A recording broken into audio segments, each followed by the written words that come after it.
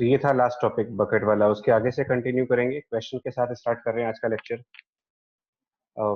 इसका आंसर देना है आपको। देखो 4 पर्सन, ड्राइवर, को ड्राइवर और 2 लोग पीछे बैठे हैं, 4 लोग हैं टोटल।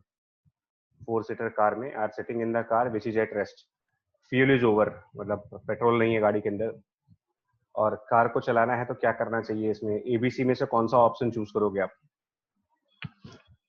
सिंपल सा क्वेश्चन है और अपनी कॉमन लाइफ से रिलेटेड है। बताएं क्या करेंगे इसमें से। ऑप्शन ए वर्क करेगा या ऑप्शन बी वर्क करेगा या फिर ऑप्शन सी वर्क करेगा? जरा बताएं इसमें। कार को चलाने के लिए पेट्रोल खत्म हो चुका अगर तो, या डीजल खत्म हो चुका है तो बोलोगे? Sir B. B.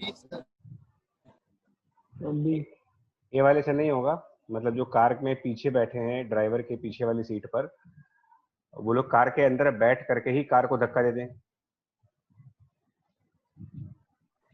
No sir. No sir, नहीं होगा, है ना? क्यों नहीं होता? वैसे कुछ आइडिया है? आज तक कभी आज तक हम लोगों ने कभी नहीं देखा होगा कि कार के अंदर बैठ करके ही और कार के को धक्का दिया जाए और कार चलने लगे। धक्का देने के लिए हमेशा ग्राउंड पे आना पड़ता है, रोड पे आना पड़ता है। मास कम करना होगा ना जिसको हम पुश कर रहे हैं। सर इंटरनल फोर्स होती है। ओके, दो सेकंड पॉइंट। अभी पहला पॉइंट क्या बोला था बच्चा आपने कि मास कम करना होगा? हाँ सर। नहीं, अगर कार ग्राउंड पे तो सर जो फोर्स लगना चाहिए वो भी तो ग्राउंड से लगना चाहिए, तो उसके लिए वो ग्राउंड पे आना पड़ेगा। कार पे सर हम लोग कार पे हैं तो सर जो कार की इनर्शिया होगी वो हमारी भी इनर्शिया होगी। ठीक है। देखो ये हम लोग की अपनी अपनी सोच है, मतलब सही। अब अपने लेवल पे आप सब लोग सही हो, लेकिन मैंने लास्ट क्लास में भी कहा था कि जब इस टाइप के क्वेश्चंस आया करें ना तो यार आप सिर्फ न्यूटन लॉ की स्टेटमेंट, आपका जो आंसर हो वो न्यूटन लॉ से रिलेटेड होना चाहिए। और उसका सेकंड लॉ क्या बोलता है, एक बॉडी रेस्ट से मोशन में कब जा सकती है? सीधा सा आंसर देखो आप, एक बॉडी को आप एक्सटर्नल फोर्स। या फोर्स लगेगा एक्सटर्नल। फोर्स भी कौन सा है? एक्सटर्नल। एक्सटर्नल फोर्स भी कौन सा है ये भी तो देखो ना यार, एक्सटर्नल या फिर इंटरनल? एक्सटर्नल। एक्सटर्नल फोर्स, और यही एक्सटर्नल फोर्स होता है, इसी को बोलते हो आप। अगर हम कार के अंदर बैठ करके ही कार को धक्का देंगे तो ये इंटरनल फोर्स कहलाता है, और अगर हम कार से उतर जाएं, रोड पे आ जाएं और फिर हम उसको धक्का दें तो ये एक्सटर्नल फोर्स कहलाएगा। और न्यूटन की लॉ कहती है कि बॉडी एक्सेलरेट करती है बाहर के फोर्स की वजह से, ना कि अंदर के फोर्स की वजह से। यही इंटरनल फोर्स और एक्सटर्नल फोर्स का डिफरेंस है, जिसका रियल लाइफ एग्जांपल भी आपको दे दिया मैंने। इम्पॉसिबल टास्क है ये, कार के अंदर बैठ करके कार को धक्का दीजिए और कार चले। होगा ही नहीं, कभी नहीं होगा, जितना मर्जी आप धक्का दे दो अंदर। सो ठीक है ना। How can the car be moved to the nearest petrol pump? Option A तो नहीं हो सकता, नॉट पॉसिबल है। एंड क्या रीजन है? एज जो भी हम धक्का देंगे इसमें ना, जो पर्सन पुश करेंगे वो इंटरनल फोर्स हो गया। कार के अंदर बैठ करके करने का मतलब इंटरनल। हाँ, सेकंड वाले में पॉसिबल है, क्योंकि यहाँ पर जब हम बॉडी को पुश करेंगे तो वो ऑब्वियसली बॉडी के बाहर जा करके पुश कर रहे हैं, एक्सटर्नल फोर्स है, और एक्सटर्नल फोर्स लगा करके हम बॉडीज को एक्सेलरेट कर सकते हैं। All are sitting inside the car and someone else on ground pushes the car from the back side। क्या इसमें नहीं हो सकता? चारों लोग बैठे रहे, चारों लोग कार के अंदर बैठे रहो, सर हो जाएगा अगर बहुत हो ज्यादा सकता है, फोर्स हाँ। लगेगा। और रोड पे 2-4 लोग जा रहे हो जिनसे आप हेल्प मांग लो कि भाई धक्का दे दो जरा। भाई कॉमन एक्टिविटी है, चारों लोग है ना, चारों आलसी लोग कार के अंदर बैठे हैं, कोई नहीं उतरना चाहता उसमें से बाहर, और वहीं से बाहर जो रोड पे 2-4 लोग जा रहे हैं उनसे कह रहे हैं कि भाई धक्का दे दो। उन्होंने कहा ठीक है, बेचारे अच्छे लोग थे, धक्का दे दिया आपकी कार को। तो ये भी तो पॉसिबल है ना, क्योंकि इसके अंदर भी तो एक्सटर्नल फोर्स काम कर रहा है आपका। सो अब इसी को मैंने कंक्लूड करने के लिए कहा, can any push or pull, because यही फोर्स कहलाता है आपके लिए। पुश और पुल को ही आप फोर्स का नाम दे सकते हो। तो by a person inside the car causes acceleration of the car. क्या कहेंगे यहाँ पर? आंसर यस है या नो है पहले वाले का? No sir. No sir. Second वाले का? Can any push or pull by a person outside the car? Yes sir. Practically सोच के बताना है ना, न्यूटन ने क्या कहा उसको छोड़ दीजिए। ये कॉमन लाइफ का पार्ट है, आप खुद अपने आप को एक्सपेरिमेंट कर सकते हो। और मैंने पहले भी कहा था, इसका बहुत सिंपल सा एग्जांपल है, आप अपने आप को लो, आप अपने आप को धक्का मार के दिखाओ, आप खुद को धक्का मार के दिखा दो, आप अपने एक हाथ से ना अपने दूसरे हाथ को पुश करो और देखो आपकी बॉडी का मोशन होता है कि नहीं होता है। ठीक है बच्चे, अपने एक हाथ से अपने ही दूसरे हाथ को धक्का दो, या इस समय अगर आप चेयर पे बैठे हो तो आप अपनी ही चेयर को पुल करो, बैठ करके चेयर पे बैठ करके अपनी ही चेयर को पुल करो या पुश करो, कोई मोशन होगा ही नहीं कभी, चाहे जितना मर्जी ताकत लगा लो आप। क्यों नहीं हो रहा है इन सबके अंदर? सर कोई एक्सटर्नल फोर्स नहीं लग रहा है इस केस में। ये सब इंटरनल फोर्स होते हैं। हाँ, तो ये इस बात पर तो आप एग्री कर गए ना, इसका मतलब अभी भी डाउट तो नहीं कोई कि इसका मतलब कार, और मैंने कार का एग्जांपल लिया है, कार की जगह पर बाइक को भी ले सकते हो, 2 wheeler, 3 wheeler, 4 wheeler, 5 wheeler, 6 wheeler, जितनी भी गाड़ियां हैं किसी की भी बात कर सकते हो आप। इन सबका फंडामेंटल क्या समझ में आ रहा है कि अगर कोई भी car, truck, train, bike, cycle, ठीक है, टेम्पो, ऑटो, ये जितनी भी चीजें अगर रोड पे एक्सेलरेट होती हैं तो इनके लिए रीजन क्या होना चाहिए, इन सबके एक्सेलरेशन का रीजन क्या होना चाहिए? इस डिस्कशन से क्या समझ में आ रहा है आपको? इस पूरी डिस्कशन से कुछ समझ में आ रहा है कि अगर ये लोग एक्सेलरेट कर रहे हैं तो ये किसकी वजह से एक्सेलरेट कर रहे हैं? क्या ये कार में जो इंजन लगा उसकी वजह से एक्सेलरेट हो रहे हैं? कार का एक्सेलरेशन जो होता है वो कार के अंदर जो इंजन है क्या उसकी वजह से होता है? पेट्रोल की वजह से होता है, डीजल की वजह से होता है, या किस चीज की वजह से कार को एक्सेलरेशन मिलती है? बाइक चलता है सर्कुलर मोशन का मतलब। सर रोड को पुश करते हैं टायर्स। बिल्कुल,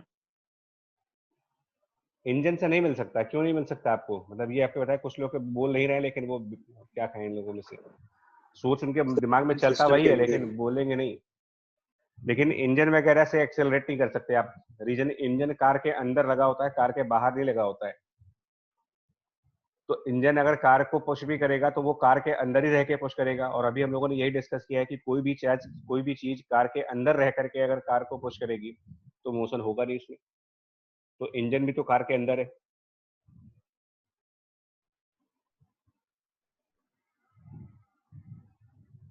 तो ये गलतफहमी हटा दी जाए कि इंजन लगाने से गाड़ी एक्सेलरेट होती है। नहीं, इंजन का काम कुछ और है और एक्सेलरेशन किसी और वजह से होती है।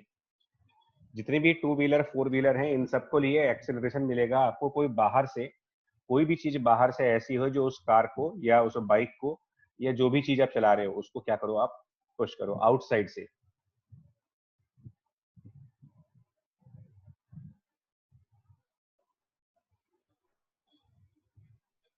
ठीक है, पॉइंट आगे बढ़ते हैं उसमें। तो ये बताओ जरा, आप जब रोड पे अपनी गाड़ी लेकर चलते हो, कार को, बाइक को, है ना, अगर आप अपनी कार या बाइक या साइकिल या जो भी चीज आप चलाते हो, बैलगाड़ी, टांगा, जो भी है, तो मेरा ये कहने का मतलब है कि जब आप कार के अंदर मूव कर रहे होते हो तो कौन आपकी कार को बाहर से धक्का दे रहा होता है? बताओ। अभी आप लोगों ने यहाँ पर यस कहा है कि आपको बाहर से पुश चाहिए होता है कोई। तो क्या जब हम कार चलाते हैं तो 2 आदमियों को साथ में लेके चलते हैं कि वो पीछे से लगातार हमको धक्का देते रहे? ऐसी ड्राइविंग तो कभी की नहीं किसी ने कि यार 2 आदमी साथ में लेके चलो, कार के पीछे दौड़ाओ उनको, बोलो तुम धक्का देते रहो हम चलते रहेंगे। ये तो कभी होता नहीं। तो यानी ड्राइवर कार के अंदर है, को पैसेंजर्स कार के अंदर है, इंजन कार के अंदर है, तो सब कुछ तो कार के अंदर है। कार के बाहर क्या है यहाँ पर? आउटसाइड द कार क्या है? तो व्हील्स जो उसको, रोड, टायर्स, टायर का रोड है, खाली रोड, बस एक रोड है। तो यही रोड क्या करेगी, इसके ऊपर फोर्स लगाती है और जिसकी वजह से ये कार एक्सेलरेट करती है। और रोड कौन सा फोर्स लगा करके कार को एक्सेलरेट करेगी? तो नॉर्मल तो ऊपर लगता है vertically, sir reaction force, friction, only friction, right. ये कंसेप्ट हुआ यहाँ पर। इसका मतलब कार या बाइक के अंदर अगर कोई एक्सेलरेशन है तो वो सिर्फ रोड के फ्रिक्शन की वजह से हो सकता है और कुछ नहीं कर सकते आप।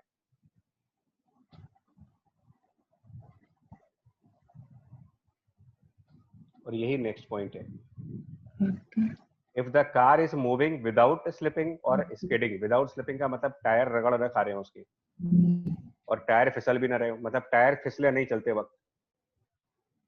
जैसे एक तो आपका, जैसे आप गाड़ी चलाने की बजाय वॉक पे जाइए, तो एक तो होता है नॉर्मल वॉक करना, आप आराम से चलो, और एक होता है कभी कभी वॉक करने के साथ साथ आप क्या होता है स्लिप कर जाते हो, मतलब फिसल जाते हो, स्लिप एट वॉक। दोनों चीजें होती है, एक होता है नॉर्मल वॉक, इसमें आप स्लिप नहीं करते हो, चलते हो लेकिन स्लिप नहीं करते हो, और एक होता है कहीं पर स्लिपरी सरफेस आ जाए, पानी गिरा है या फिर ऑयली सरफेस है, तो चलते चलते फिसल जाते हो। तो चलते चलते फिसलना और एक सिर्फ चलते रहने, दोनों में फर्क है। जब हम नॉर्मल वॉक कर रहे होते हैं, बिना बिना फिसले चल रहे होते हैं, तो हम ये कहते हैं कि हमारे शूज के ऊपर स्टैटिक फ्रिक्शन फोर्स काम करता है, और अगर हम चलते चलते फिसल चुके हैं, स्लिप कर चुके हैं, तो हमारे ऊपर काइनेटिक फ्रिक्शन फोर्स काम करेगा।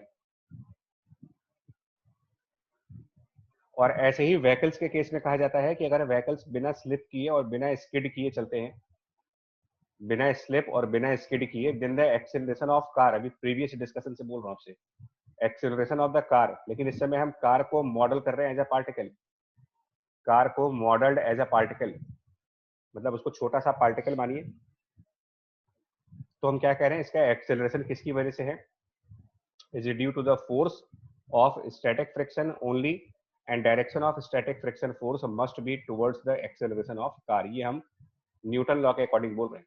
न्यूटन के सेकंड लॉ में कहा गया था, न्यूटन की सेकंड लॉ में आपसे कहा गया था कि अगर आप किसी बॉडी पर फोर्स लगाओगे और उसमें एक्सेलरेशन आती है, तो force is equals to mass into acceleration. और न्यूटन की ही लॉ में कहा गया है कि एक्सेलरेशन और फोर्स हमेशा सेम डायरेक्शन में होनी चाहिए।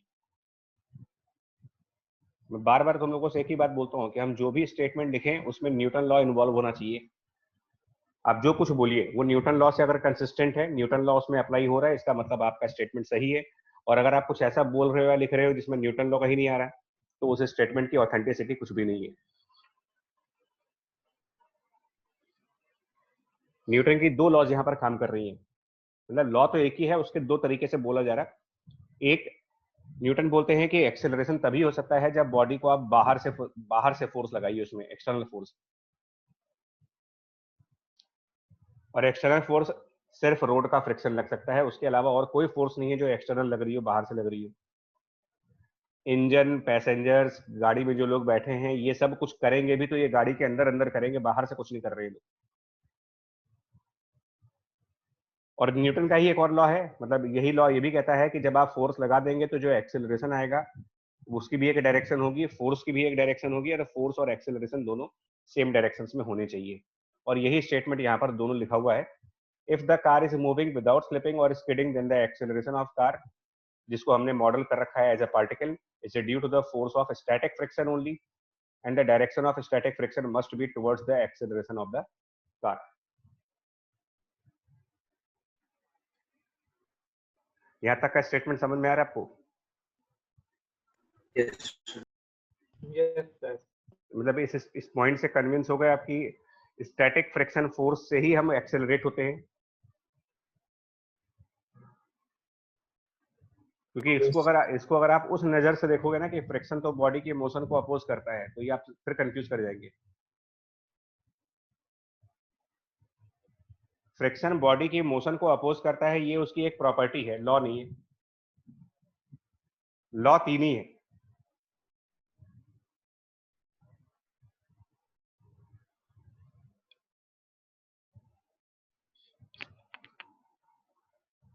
चलिए तो आगे बढ़ते हैं इसमें, देखो है ना, अगर ये स्टेटमेंट आप मान के चल रहे हो कि कार अगर बिना स्लिप किए और बिना स्किड किए हुए चल रही है और उसमें एक्सेलरेशन है, तो वो एक्सेलरेशन फ्रिक्शन की वजह से आना चाहिए, और फ्रिक्शन की डायरेक्शन वही होनी चाहिए जो एक्सेलरेशन की डायरेक्शन है।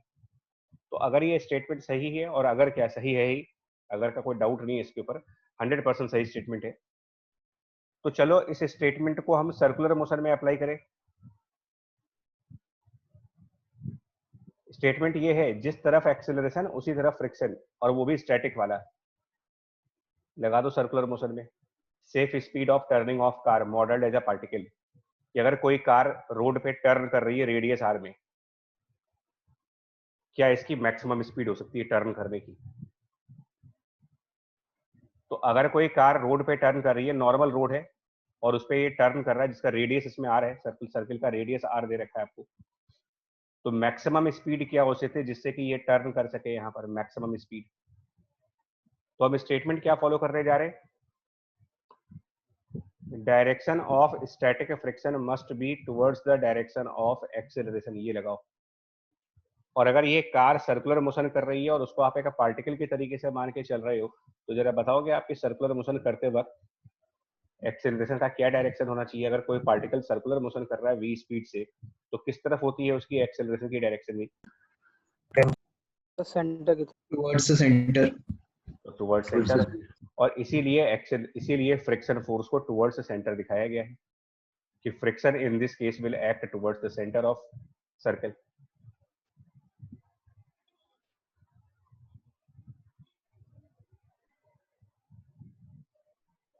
यानी कि एक्सेलरेशन सेंटर की तरफ, इसका मतलब फ्रिक्शन भी सेंटर की तरफ जाएगा।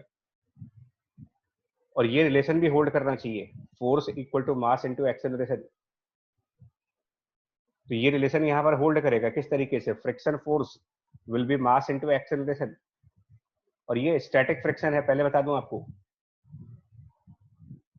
और एक्सेलरेशन को सर्कुलर मोशन के पॉइंट ऑफ व्यू से देखो, ये एक्सेलरेशन सर्कुलर मोशन में हो रहा है, तो सर्कुलर मोशन में अगर एक्सेलरेशन हो रहा है तो इसको रिप्लेस कर सकते हो v और r से,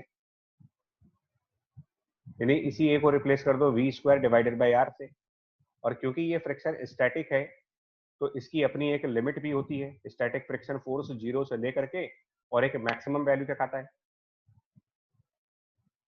तो f की एक मैक्सिमम वैल्यू होती है जिसको लिमिटिंग फ्रिक्शन बोलते हैं, वो mu S multiplied by normal reaction.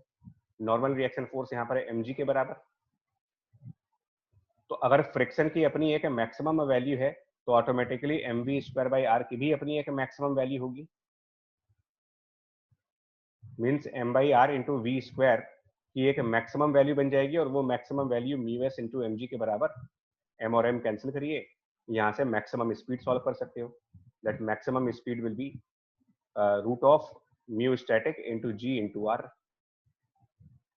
ये मैक्सिमम स्पीड है, सेफ स्पीड जिसको कह सकते हो। और ये पूछा है find the maximum speed the car can have and still make the turn successfully. Successful turn का क्या मतलब होता है? सक्सेसफुल टर्न का मतलब कि जब आप गाड़ी को मोड़े तो आपके टायर फिसलने नहीं चाहिए, टायर स्किड नहीं करने चाहिए, नॉर्मल तरीके से आप चलते रहे। बाकी इसका कैलकुलेशन पार्ट है, कैलकुलेशन पार्ट यहां से करो। रेडियस दे रखा है 35 मीटर का, कोफिशिएंट ऑफ फ्रिक्शन 0.523 दे रखा है, ये दोनों वैल्यूज। और ये 1500 किलोग्राम की कार है, बट मास कोई मतलब नहीं है क्योंकि फाइनल आंसर में मास इन्वॉल्व नहीं है, तो मास कुछ भी है उससे फर्क नहीं पड़ता। यानी कि इस न्यूमेरिकल के हिसाब से जाएंगे तो न्यूमेरिकल के हिसाब से मैक्सिमम स्पीड आ जाएगी रूट ऑफ म्यू एस 0.523, जी को 9.8 लेते हैं क्योंकि जब वैल्यू सारी उल्टी सीधी चल रही है तो इसको भी 9.8 रखो, और रेडियस की वैल्यू 35। अब इसको एक अप्रॉक्सीमेटली देखना पड़ेगा कितना आ रहा है यार, एक अंदाजे से करके कि ये वैल्यू कितनी आएगी। तो साइंटिफिक कैलकुलेटर अगर तुम्हारे पास हो तो बताओ कितनी आ रही है, इसकी वैल्यू लगभग कितनी आ रही है? है जी, कुछ आ रहा है इसमें? सर 13.39। ओके, हाँ, मतलब ये आंसर सॉल्व करके आ रहा है अराउंड 13.39 मीटर पर सेकेंड। मतलब ये सबसे ज्यादा स्पीड है। इससे ज्यादा स्पीड से गए तो 13.39 मीटर पर सेकेंड को अगर हम, और मतलब 13.39 मीटर पर सेकेंड है, तो स्लिप कर जाएगा। हाँ, मतलब जो कि स्लिपिंग हो जाएगी। अप्रोक्सीमेटली 48 किलोमीटर पर आवर है। ठीक ठाक स्पीड है 48 किलोमीटर पर आवर, मतलब रियलिस्टिक भी लगता है। मुड़ते समय वैसे भी स्पीड कम रखी जाती है, ठीक है। इससे ज्यादा करोगे तो गाड़ी स्किड करेगी।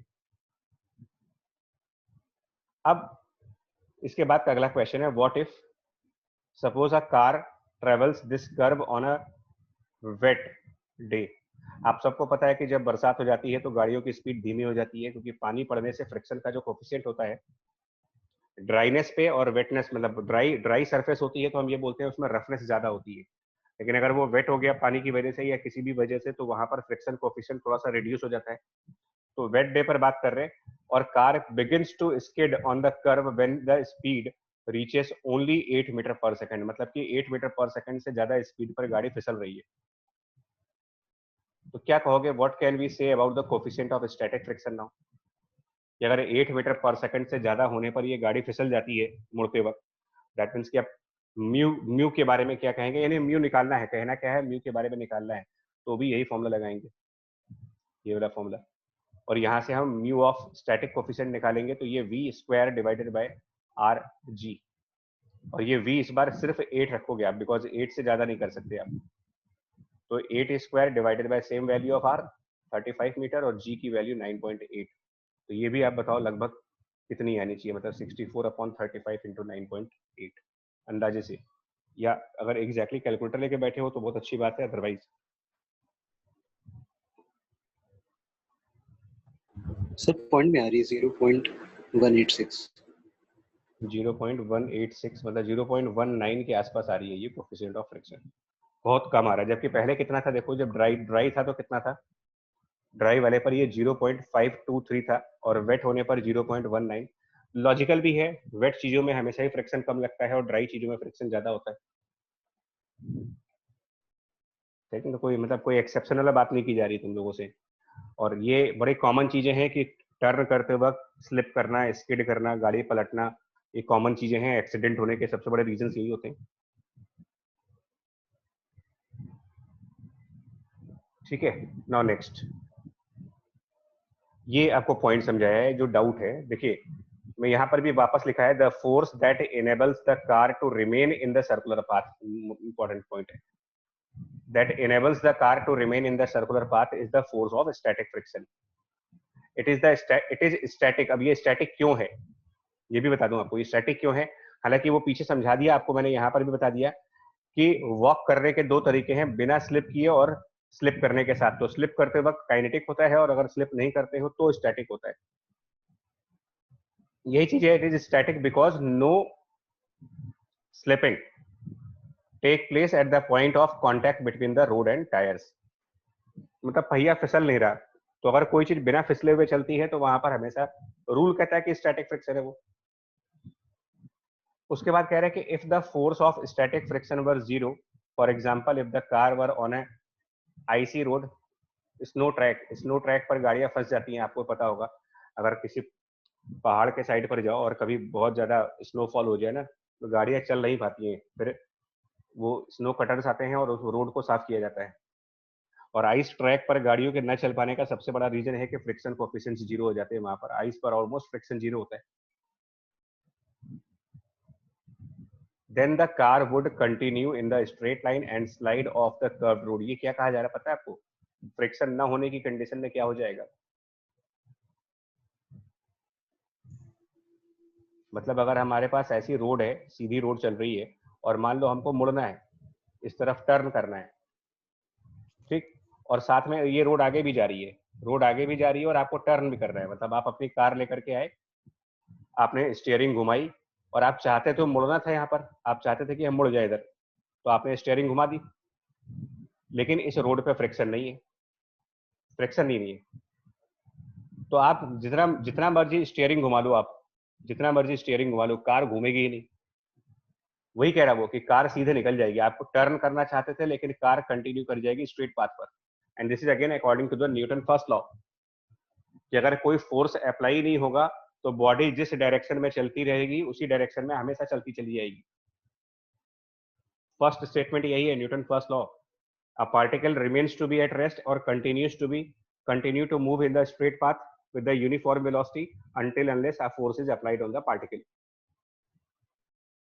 तो जब फ्रिक्शन होगा नहीं तो बाहर से कोई फोर्स आएगी नहीं, अंदर की फोर्सेस का कोई मतलब नहीं होता। जब फ्रिक्शन ही नहीं है तो बाहर से फोर्स नहीं आ रहा, बाहर से फोर्स नहीं आएगा तो न्यूटन फर्स्ट लॉ की बात को सुनते हुए, न्यूटन की फर्स्ट लॉ को सेटिस्फाई करते हुए, ये कार जिसको हम एज अ पार्टिकल कह रहे हैं, ये सीधी रोड पे चली जाएगी, टर्न कर ही नहीं पाएगी, स्टीयरिंग घुमाते रह जाओगे आप,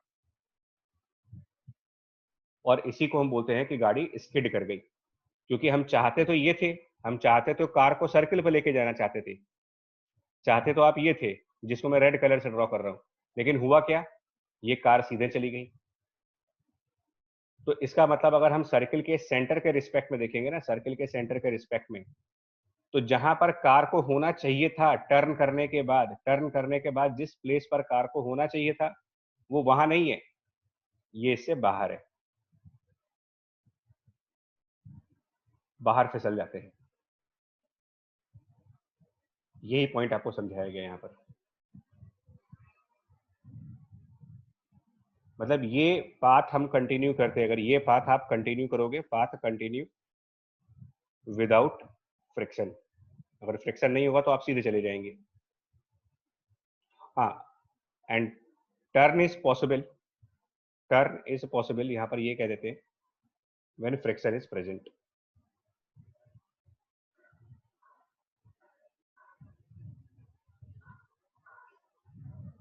नेक्स्ट, ये एचसीवी का क्वेश्चन है बच्चा, 20th question circular motion chapter, HCV circular motion chapter का क्वेश्चन नंबर 20।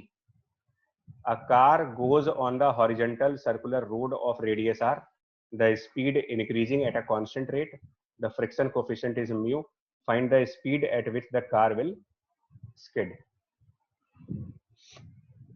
क्या करेंगे देखो अब इसको, ठीक है जी, क्या करना चाहिए।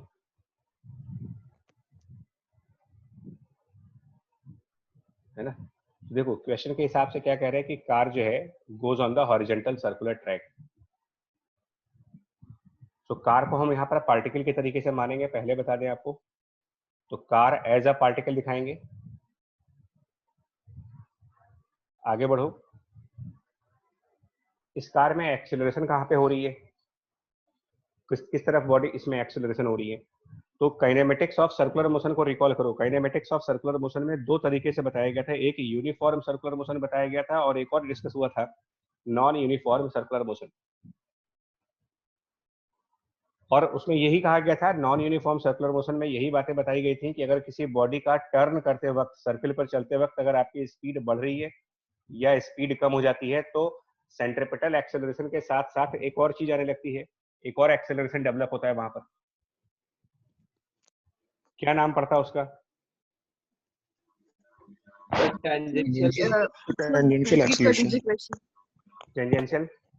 तो यहाँ पर इस कार में दो एक्सेलरेशन दिखाओगे आप, एक एक्सेलरेशन दिखाएंगे towards centre which is called centripetal acceleration, one more acceleration will be along tangent, that is a tangential acceleration. Tangential acceleration. Right.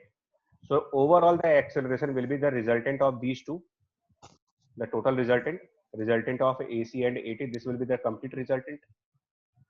A, that is total acceleration of the car. And अभी statement क्या पीछे बोला था, ये statement अगर आपके mind में घुस गया है तो फिर तो ठीक है, नहीं तो फिर प्रॉब्लम होती रहेगी हमेशा। That direction of static friction must be towards the acceleration of car, अगर वो कार मूव करती है बिना स्लिप के और बिना स्किड किए। तो यहां पर भी यही क्वेश्चन है, आपको find the speed at which the car will skid. तो मैं स्किड करने से पहले वाला केस सॉल्व कर लेता हूं। मैं ये मान लेता हूं कि सिचुएशन अबाउट टू स्किड है, और जब ये अबाउट टू स्किड होगा, ये भी देखो पीछे का नोट पॉइंट पे ये है, the maximum speed of the car can have around the curve is the speed at which it is on the verge of skidding outward. At this point friction force has the maximum value. मतलब skid होने वाले हैं आप, फिसलने वाली है गाड़ी, उस टाइम पर फ्रिक्शन को मैक्सिमम दिखा दो।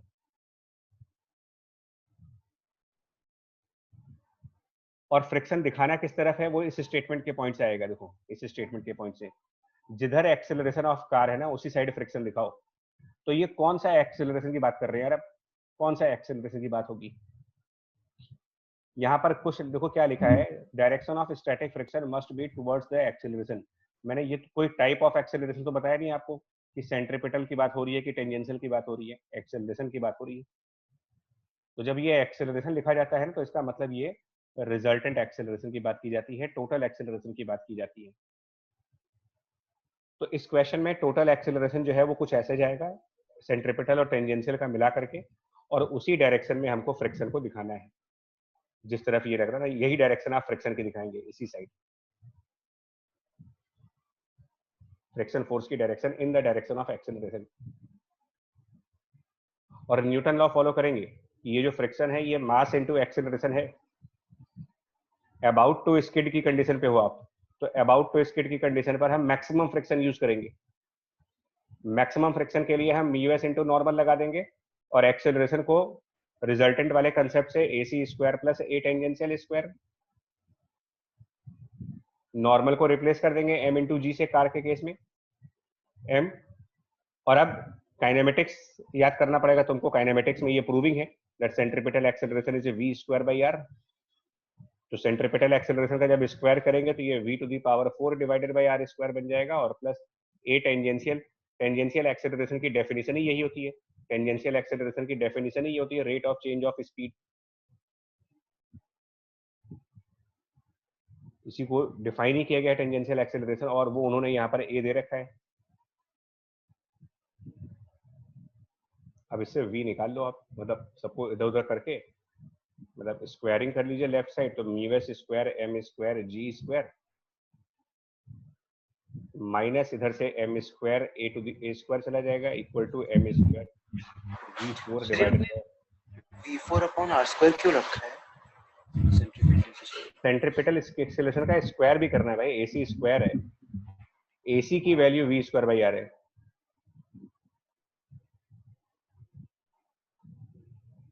सेंट्रीपिटल है v स्क्वायर बाई r है, यहाँ उसका भी स्क्वायर करना है, ac का स्क्वायर करना है तुमको, मतलब v स्क्वायर बाई r का स्क्वायर।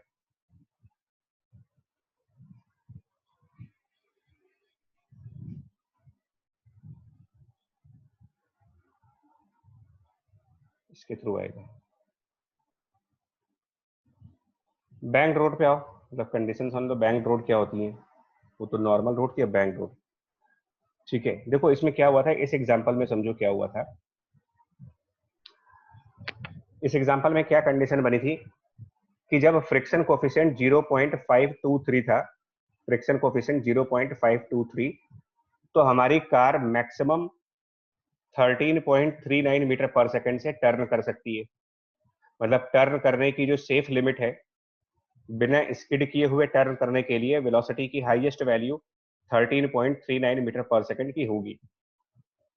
लेकिन वही रोड जब वेट हो जाती है, रोड की कंडीशंस बदल गई, तो हमारी मैक्सिमम स्पीड अब सिर्फ 8 मीटर पर सेकंड रह गई, क्योंकि कोफिशिएंट ऑफ फ्रिक्शन रिड्यूस हो गया वहां पर।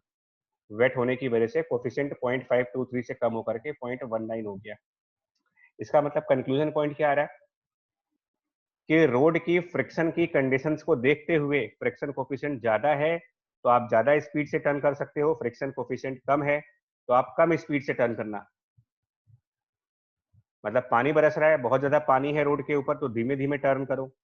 बिल्कुल सूखी हुई रोड है, आप ज्यादा स्पीड से टर्न कर जाओ तब भी नहीं फिसलोगे। तो रोड की कंडीशन से डिसाइड करती है कि हमको कितनी स्पीड से टर्न करना है ताकि हम सेफली टर्न कर जाए।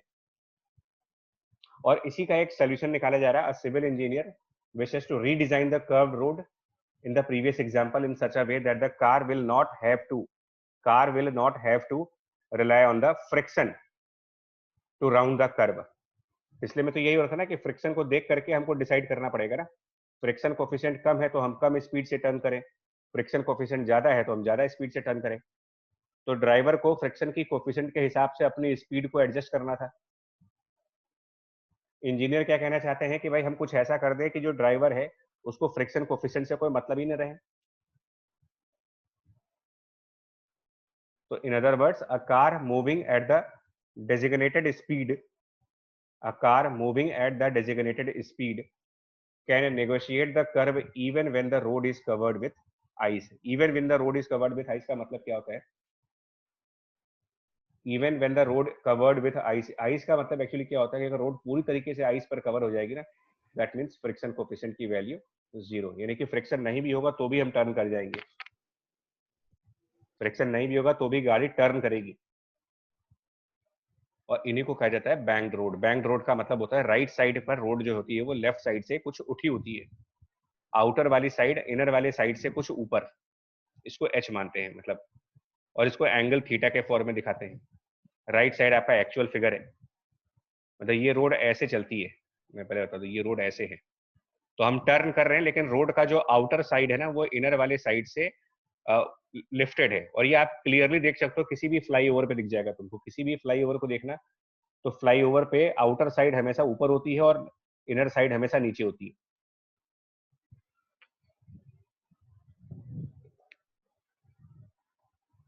या कोई भी हाईवेज देख लीजिएगा, जो भी हाईवेज होते हैं जहां टर्न कर रहे होंगे वहां बड़ा आराम से दिख जाता है ऐसे, हाँ यार इस तरफ उठा हुआ है।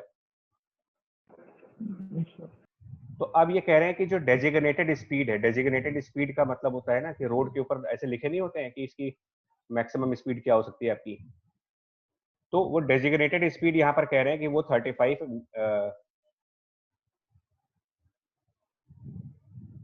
ये डेजिग्नेटेड स्पीड कहीं मिस हो गया मुझे, तो suppose the designated speed for the ramp is two, उस लाइन मिस हो गई है यहाँ पर, इस अच्छा ये 13.4 मीटर पर सेकंड है।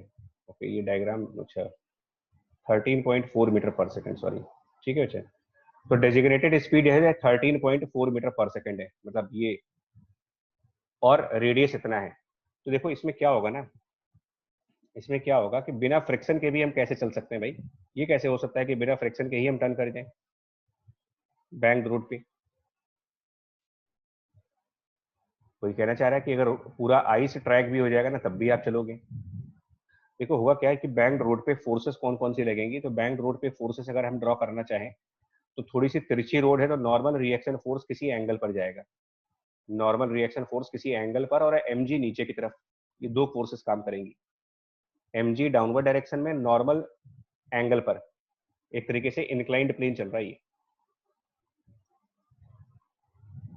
और सेंटर ऑफ सर्किल यहां कहीं पर है, सेंटर ऑफ द सर्किल यहां है। तो आप कल के लेक्चर को याद करो, इनमें से क्या कोई ऐसा फोर्स है जिसका कंपोनेंट सेंटर की तरफ जा सकता है? नॉर्मल और mg में से क्या कोई ऐसा फोर्स है जिसका कंपोनेंट नॉर्मल का कंपोनेंट जा सकता है ना? और अगर ठीक है, अगर इसको अलग से डायग्राम देखोगे तो अलग से मैं ये दिखा देता हूँ, mg इस तरफ लग रहा है, नॉर्मल किसी एंगल पर लग रहा है ऐसे, और सर्किल का सेंटर यहाँ कहीं पर है, तो अपने आप समझ सकते हो कि नॉर्मल का कौन सा कंपोनेंट जाएगा। और ये अल्टरनेट एंगल थीटा बन रहा है, यानी कि ये वाला एंगल 90 माइनस थीटा बनेगा, यानी this angle is 90 minus theta, यानी कि वर्टिकल साइड से देखेंगे तो ये थीटा एंगल बनेगा। तो नॉर्मल का vertical component n cos theta, और नॉर्मल का सेंटर की तरफ जो कंपोनेंट आएगा, नॉर्मल का vertical component n cos theta, और सेंटर की तरफ वाला कंपोनेंट n sin थीटा। और कल की क्लास में यही कहा गया था कि फ्री बॉडी डायग्राम में जिस फोर्स का, जो फोर्स सेंटर की तरफ हो या जिसका कंपोनेंट सेंटर की तरफ हो, उसको सेंट्रीपिटल का नाम दे देना और लिख देना कि n sin थीटा जो है वो सेंट्रीपिटल है, इसका मतलब ये m into V square divided by r है। और बाकी n cos थीटा जो है और mg है, ये एक दूसरे से बैलेंस हो जाएंगे, so n cos theta is equal to mg। ये दो इक्वेशंस हो गई, दोनों को डिवाइड कर देते हैं, दोनों को डिवाइड करके आंसर मिल जाता है tan theta equal to V square divided by R G. बस यही इसका फॉर्मूला है।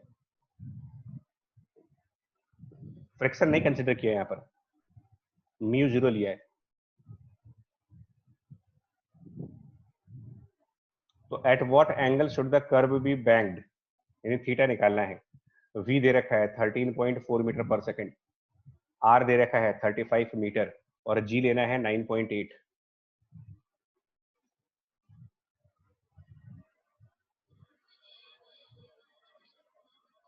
कुछ आ रही बात समझ में नहीं आ रही है भाई आपको? यस सर आ रही है। आ रही है। है ना? अच्छा अब ठीक है, तो ये तो हो गया डेजिग्नेटेड स्पीड, मतलब कि अब मान लो जो ड्राइवर हैं वो इस डेजिग्नेटेड स्पीड से ज्यादा चलेंगे तो क्या होगा? ये तो उस बैंक रोड की डेजिग्नेटेड स्पीड है कि भाई इस स्पीड पर चलिए, जैसे 13.4। तो अगर ड्राइवर ये कह दे कि नहीं हम 16 मीटर पर सेकंड पे जाएंगे, तो ये ड्राइवर कह दे कि भाई हम, नहीं हो पाएगा। क्यों नहीं हो, तो क्या होगा, रिजल्ट क्या होगा? अगर हम डेजिग्नेटेड स्पीड से डिफर कर जाएंगे तो क्या होगा मेरा कार का? सर वो बाहर की तरफ भागने लगेगी। ओके ओके ठीक है, ठीक है, सही है। ज्यादा स्पीड पे करेंगे तो ये कार बाहर फिसल जाएगी, और कम स्पीड पे चले मान लो अंदर की तरफ भागेगी फिर। वो सर अंदर टर्न आ जाएगा। टर्न नहीं बच्चा, समझो तो मेरी बात, आप समझ नहीं पाए इस क्वेश्चन को अभी भी। सर काम पे होगे तो पूछिए। देखिए सर्कुलर मोशन का लॉ क्या कहता है कि अगर आपको एक सर्कुलर मोशन करनी है तो सर्कुलर मोशन आप तभी कर पाओगे जब आपके ऊपर कोई फोर्स लग रही हो जिसकी डायरेक्शन सेंटर की तरफ होनी चाहिए और उसकी वैल्यू mv²/r के बराबर होनी चाहिए। Yes sir. तो अगर हम उतनी फोर्स नहीं लगाएंगे तो क्या होगा? कल का लेक्चर याद करो। अच्छा, वो जो रस्सी बांध के पत्थर घुमाने वाला था वो क्या था? रस्सी बांध के जो पत्थर घुमाने वाला हमारा पहला एग्जांपल था, उसको वापस दिखा देना। सेंट्रीपिटल फोर्स जो है वो सर टेंशन है, तो सर उसकी वजह से सर्कुलर मोशन टेक प्लेस हो रहा है। तो जब टेंशन हटाया था तो क्या हुआ था? उसमें रिजल्ट पूरा वापस सर टेंडेंशियली जा रही थी। तो क्यों? क्योंकि टेंशन हटाने का मतलब अंदर फोर्स जीरो कर दी ना आपने। जो इनवर्ट पुल था वो खत्म हो चुका था। तो इसका मतलब अगर फोर्स टुवर्ड्स सेंटर को मैं जीरो कर दूं यानी कि लेस कर दूं तो बॉडी जिस रेडियस पर रिवॉल्व कर रही थी उससे बाहर भाग नहीं जाएगी। Yes sir. हाँ, और ज्यादा फोर्स लगा देता तो अगर मैं टेंशन बराबर mv²/r उससे ज्यादा ताकत से खींच लूं तो रेडियस कम हो जाएगा। कम हो जाएगा। एप्रोप्रिएट पुल इसीलिए कहा जाता है कि आपको पुल करना चाहिए बट पुल का भी अमाउंट एप्रोप्रिएट अमाउंट हो। कल एक डाउट पूछा था इन लोगों ने, अब मैं कह रहा हूँ यहाँ पर टेंशन लगाओ, लेकिन टेंशन को ना बिल्कुल मेजर करके लगाना पड़ेगा। क्या सोच करके कि अगर टेंशन हटता तो ये बॉडी स्ट्रेट लाइन पर आगे जाती, तो हम सिर्फ उतना ही टेंशन लगाएं जिससे वो वापस सर्किल पर आए। अगर हम उससे भी ज्यादा टेंशन लगा देंगे तो ये ज्यादा ही पुल हो जाएगी और सेंटर की तरफ चली जाएगी। यही कल डाउट पूछा था इन लोगों ने। तो ओके सर। mv²/r के बराबर का फोर्स लगाओगे तब तो ये सिर्फ सर्किल पे ही रहेगा, लेकिन अगर mv²/r से ज्यादा फोर्स लगा देंगे तो बॉडी कुछ ज्यादा ही अंदर की तरफ पुल हो जाएगी। और यही चीज यहाँ पर लगानी है हमें।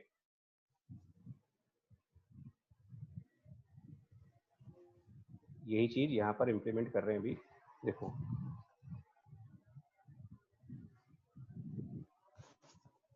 जी next one, banked road with friction. Friction लग रहा है इसमें। तो अब फोर्सेस क्या क्या दिखाएंगे बताओ। देखिए हम इसको अलग से फ्री बॉडी डायग्राम दिखा रहे हैं, सेपरेट फ्री बॉडी डायग्राम अलग से दिखा दे रहे हैं। तो सबसे पहले फोर्स दिखाएंगे इसमें mg की जो डाउनवर्ड डायरेक्शन में। नॉर्मल रिएक्शन फोर्स दिखाएंगे कुछ एंगल पर, जो और वो एंगल अभी हम लोगों ने वर्टिकल से चेक कर लिया था, थीटा एंगल बन रहा था। सेंटर यहाँ पर है, ठीक है, सेंटर यहाँ पर। और फ्रिक्शन फोर्स दिखाओगे तो फ्रिक्शन फोर्स के बारे में दो चीज ध्यान रखो। फ्रिक्शन फोर्स नॉर्मल के हमेशा परपेंडिकुलर दिखाया जाता है। तो फ्रिक्शन फोर्स को अगर मैं एक्चुअल फिगर में दिखाना चाहूँ, एक्चुअल फिगर में कि फ्रिक्शन फोर्स कहाँ लग रहा होगा, तो फ्रिक्शन फोर्स हमेशा रोड के अलोंग लगेगा। तो या तो वो रोड के अलोंग ऊपर लगेगा या फिर वो रोड के अलोंग नीचे लगेगा। इन्हीं में से दो डायरेक्शंस होंगी फ्रिक्शन की, या तो फ्रिक्शन नीचे होगा या फिर फ्रिक्शन ऊपर होगा। ये डिपेंड करता है कि गाड़ी नीचे फिसल रही है या फिर ऊपर स्किड कर रही है। गाड़ी की स्लिपिंग और स्किडिंग किस तरफ हो रही है उसके हिसाब से फ्रिक्शन आता है।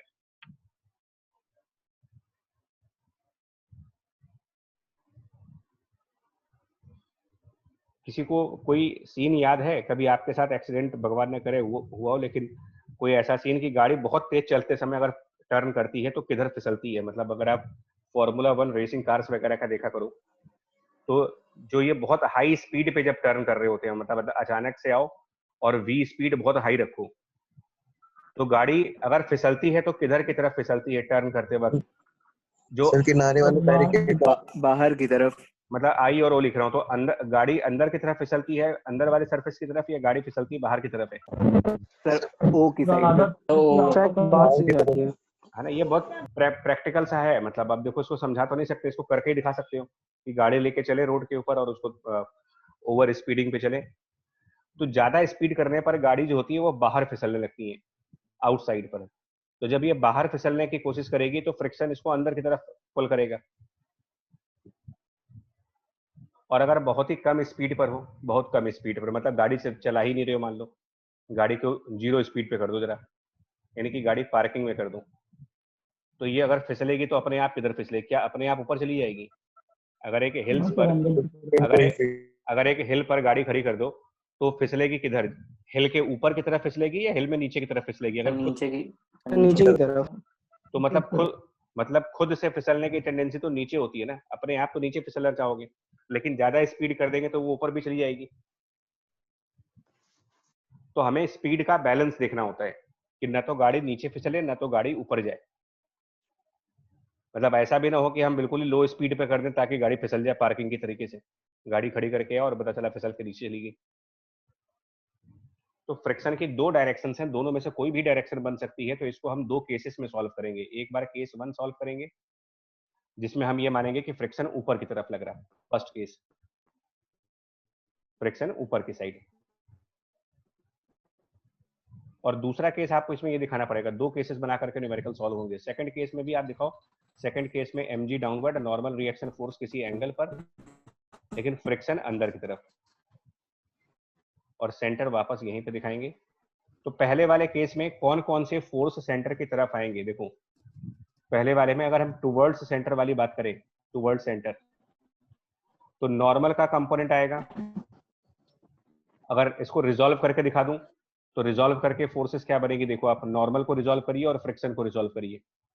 तो नॉर्मल का एक कंपोनेंट सेंटर की तरफ आएगा n sin थीटा वाला, n sin थीटा, और नॉर्मल का दूसरा कंपोनेंट ऊपर की तरफ है n cos थीटा। फ्रिक्शन भी रिजॉल्व होगा। फ्रिक्शन का बाहर की तरफ कंपोनेंट आएगा f cos थीटा, और फ्रिक्शन का ऊपर की तरफ कंपोनेंट आएगा f into sine sin theta. Theta, तो n sin थीटा सेंटर की तरफ है तो ये पॉजिटिव हो गया, और f cos थीटा सेंटर से बाहर है तो ये नेगेटिव हो गया। तो टोटल फोर्स हमारे पास बना है n sin theta minus f cos theta, ये टोटल फोर्स। और इसको हम कल की थ्योरी के हिसाब से mv स्क्वायर बाई r करेंगे। और बाकी ये जो n cos थीटा ऊपर और f sin थीटा ऊपर लग रहे हैं, n cos थीटा और f sin थीटा ऊपर लग रहे हैं, तो इनको मिला करके हम कितना कर देंगे? तो ये लिख दो आप। और हम ना हम लोग अबाउट टू स्लिप वाली कंडीशन सॉल्व कर रहे हैं। हम कंडीशन ही अबाउट टू स्लिप की लगाएंगे। मतलब अगर हमने फ्रिक्शन ऊपर दिखाया है, इसका मतलब गाड़ी के फिसलने के चांस किधर की तरफ थे? फर्स्ट केस में अगर फ्रिक्शन की डायरेक्शन ऊपर दिखाई गई है, इसका मतलब इस कार के फिसलने के चांस किस तरफ थे?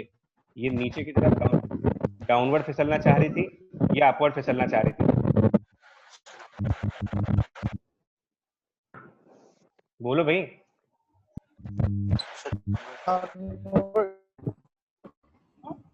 सर अंदर की तरफ आना चाह रही थी, डाउनवर्ड्स। तो इसको निकालो अब, इसमें क्या होगा? That means about to slip की बात करें, अबाउट टू स्लिप डाउन। मैं अबाउट टू स्लिप इसलिए सॉल्व करूंगा कि मैं यहाँ से फ्रिक्शन की वैल्यू को म्यू इंटू एन से रिप्लेस करूंगा। फ्रिक्शन यहाँ पर भी और फ्रिक्शन यहाँ पर भी, इसको रिप्लेस करेंगे। स्लिप हुए नहीं है, स्लिप होने वाले हैं, अभी हुए नहीं है।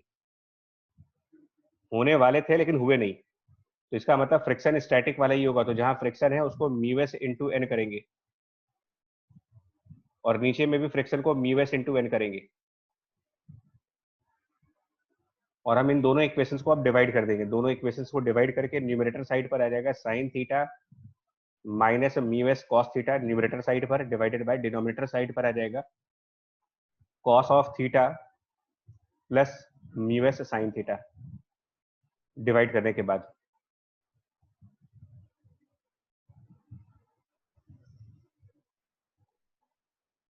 और राइट साइड पर आएगा V square by R G. तो इसमें से आर जी को इधर लेके जाओ और इसको पूरा रूट के अंदर लेके जाओ, तो ये एक v की वैल्यू आएगी, ये आएगी v की मिनिमम वैल्यू। और दूसरी इक्वेशन बनेगी केस नंबर 2 के हिसाब से। ये सब कुछ केस नंबर 1 के हिसाब से सॉल्व किया गया है। अब केस नंबर 2 के हिसाब से अगर हम सॉल्व करें तो केस नंबर 2 के हिसाब से सिचुएशन अलग है, क्योंकि यहाँ पर नॉर्मल का कंपोनेंट सेंटर की तरफ और फ्रिक्शन का भी कंपोनेंट सेंटर की तरफ आएगा। नॉर्मल और फ्रिक्शन दोनों के कंपोनेंट सेंटर की तरफ, तो एक बनेगा n sin थीटा और एक बनेगा f cos थीटा। नॉर्मल का दूसरा कंपोनेंट ऊपर की तरफ n cos थीटा, फ्रिक्शन का दूसरा कंपोनेंट नीचे की तरफ f sin थीटा है। चेंज हो गया है सब कुछ। तो अब टुवर्ड्स सेंटर में n sin थीटा और f cos थीटा दोनों हैं। तो n sin थीटा और f cos थीटा ये दोनों ही टुवर्ड्स सेंटर हैं, तो इनको मिला करके पुट करोगे mv²/r। और दूसरा n cos थीटा ऊपर की तरफ काम कर रहा है और नीचे की तरफ इस बार फोर्सेस में mg भी है और प्लस f sin थीटा भी है। और इसमें भी हम अबाउट टू स्लिप वाली कंडीशन मानेंगे, अबाउट टू स्किड करने वाली कंडीशन मान लेंगे कि गाड़ी फिसलने की कंडीशन पे है। तो फिर से फ्रिक्शन को हटा करके μs इंटू n कर देंगे और फिर दोनों इक्वेशंस को डिवाइड कर देंगे। दोनों इक्वेशन जब यहां पर डिवाइड करेंगे तो यहां पर v की वैल्यू आएगी रूट में, सेम ही आंसर आएगा, बस फर्क इतना आएगा sign theta minus μs cos theta की जगह प्लस μs cos थीटा होगा और डिनोमिनेटर साइड पर cos theta plus μs sin theta की जगह पर माइनस μs sin थीटा और बाहर rg। ये स्पीड की मैक्सिमम वैल्यू आएगी। तो एक मिनिमम वैल्यू और एक मैक्सिमम वैल्यू, इसीलिए रेंज की बात की गई है कि रेंज ऑफ स्पीड क्या होगा।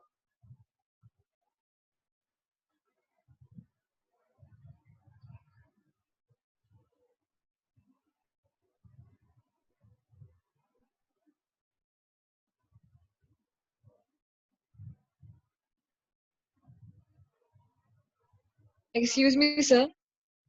हाँ जी बताओ। सर यही केस डेथ वेल में भी होता है, मतलब यही कॉन्सेप्ट होता है कि हमें जब स्पीड को बैलेंस करना पड़ता हाँ हाँ बिल्कुल, उसमें भी यही कंसेप्ट है। है। Okay sir. सर हमारे Next. Maximum questions about to skid condition पे ही बनते हैं। हाँ हाँ वही देखिए, वही इसी पूछते हैं आपसे। हाँ मैक्सिमम स्पीड मिनिमम स्पीड ये पूछी जाती है।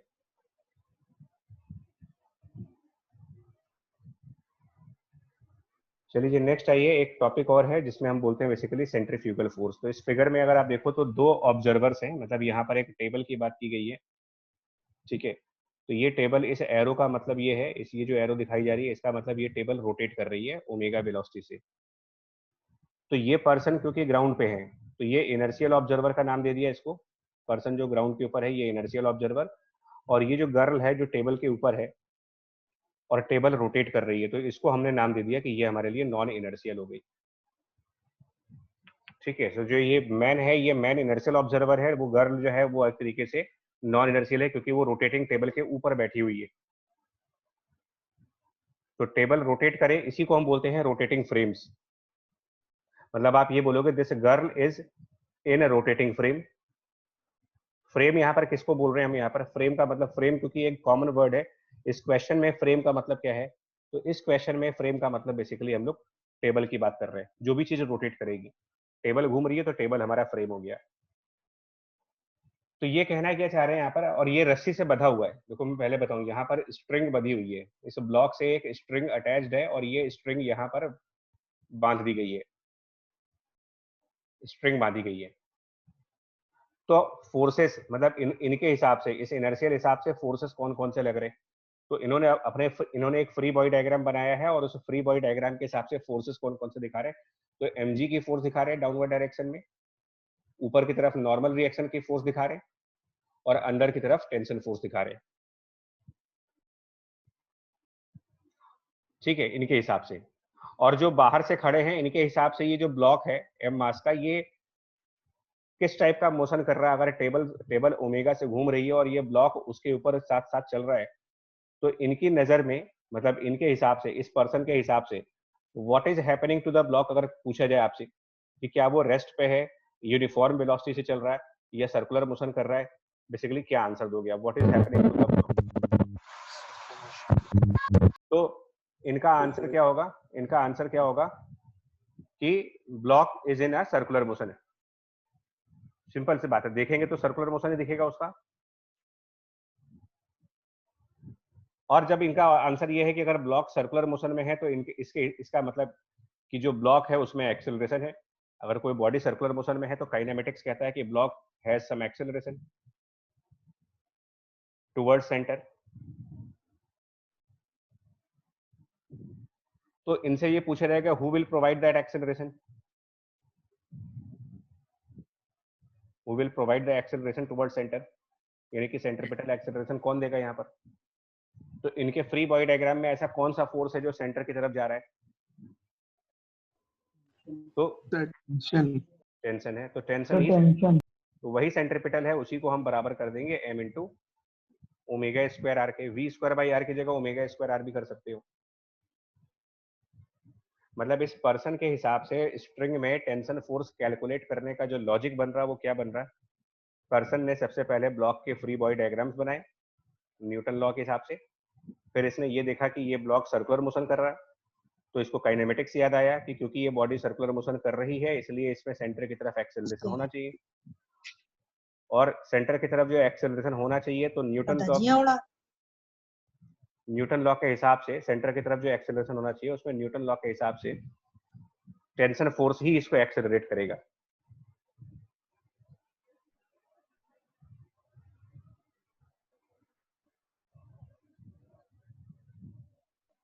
ठीक है ये।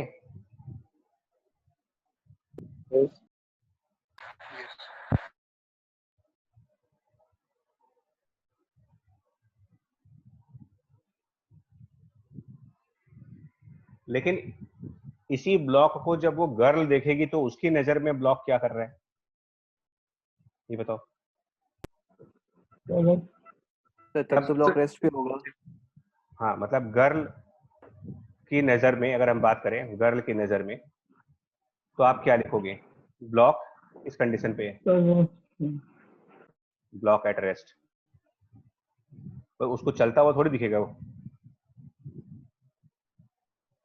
भाई हमें क्या, हमें अपने घर में जो बेड है, अलमीरा है, टेबल है, क्या वो सब हमको रोटेट करते हुए दिखते हैं? नहीं दिखते ना। लेकिन अर्थ, हम लोग अर्थ पे खड़े होते हैं, अर्थ रोटेट हो रही है, तो हमें अपने आसपास की चीजें रोटेट होती हुई क्यों नहीं दिखती हैं फिर? जबकि हमको पता है कि हम जिस अर्थ पे खड़े हैं वो अर्थ रोटेट हो रहा है, रिवॉल्व भी कर रहा है, रोटेट भी कर रहा है, लेकिन फिर भी हमको अपने घरों में रखी हुई चीजें अपनी ही जगह दिखती हैं। उसका क्या रीजन है? हमारे वो फ्रेम ऑफ यही फ्रेम ऑफ रेफरेंस है, क्योंकि जो चीजें जिन चीजों को आप देख रहे हो वो भी उसी अर्थ पे हैं और आप भी उसी अर्थ पे हो। सिमिलरली जिसको हम देख रहे हैं यानी कि ब्लॉक, वो भी उसी टेबल के ऊपर रखा है, और जो देखने वाली लड़की है वो भी टेबल के ऊपर है, तो लड़की भी टेबल के ऊपर, ब्लॉक भी टेबल के ऊपर, और टेबल घूम रहा है। तो ये सिचुएशन वैसी ही होगी जैसे अर्थ घूमे और घूमते हुए अर्थ के ऊपर हम लोगों को कोई चीज दिखाई पड़े तो हम उसको स्टेशनरी कहते हैं। तो ऐसे ही इस गर्ल के पॉइंट ऑफ व्यू से, गर्ल की नजर में, इसके फ्रेम में, तीनों का मतलब एक ही है, गर्ल के पॉइंट ऑफ व्यू, गर्ल की नजर में, या फिर गर्ल के रेफरेंस फ्रेम में। इसको आप इंग्लिश की लैंग्वेज में बात करो चाहे फिजिक्स की लैंग्वेज में बात करो, इसकी नजर में ये ब्लॉक रुका हुआ ब्लॉक है, स्टेशनरी ब्लॉक है। तो इसकी नजर में इस ब्लॉक पर फोर्सेस बैलेंस होने चाहिए, क्योंकि इसकी नजर में अगर ब्लॉक एट रेस्ट है तो न्यूटन लॉ क्या बोलते हैं कि ब्लॉक अगर रेस्ट पे है तो समेशन ऑफ ऑल फोर्सेस 0 होना चाहिए। तो इस पर्सन का फ्री बॉडी डायग्राम क्या था? देखो इस पर्सन के हिसाब से फ्री बॉडी डायग्राम ये बना था, mg नॉर्मल और टेंशन फोर्स। क्या यही वाला फ्री बॉडी डायग्राम इस गर्ल के हिसाब से बनेगा अगर सम ऑफ फोर्सेस को 0 रखना है तो? सर एक सीडो फोर्स भी एक्ट करेगा। हाँ ना, समझ पा रहे हो आप इसको? हाँ, mg नॉर्मल टेंशन, ये तो आप दिखा ही रहे थे, ये तो उस मैन ने भी दिखा रखा था। क्या जो फ्री बॉडी डायग्राम इस मैन के पॉइंट ऑफ व्यू से बन रहा है, क्या वही फ्री बॉडी डायग्राम गर्ल के लिए भी बनेगा?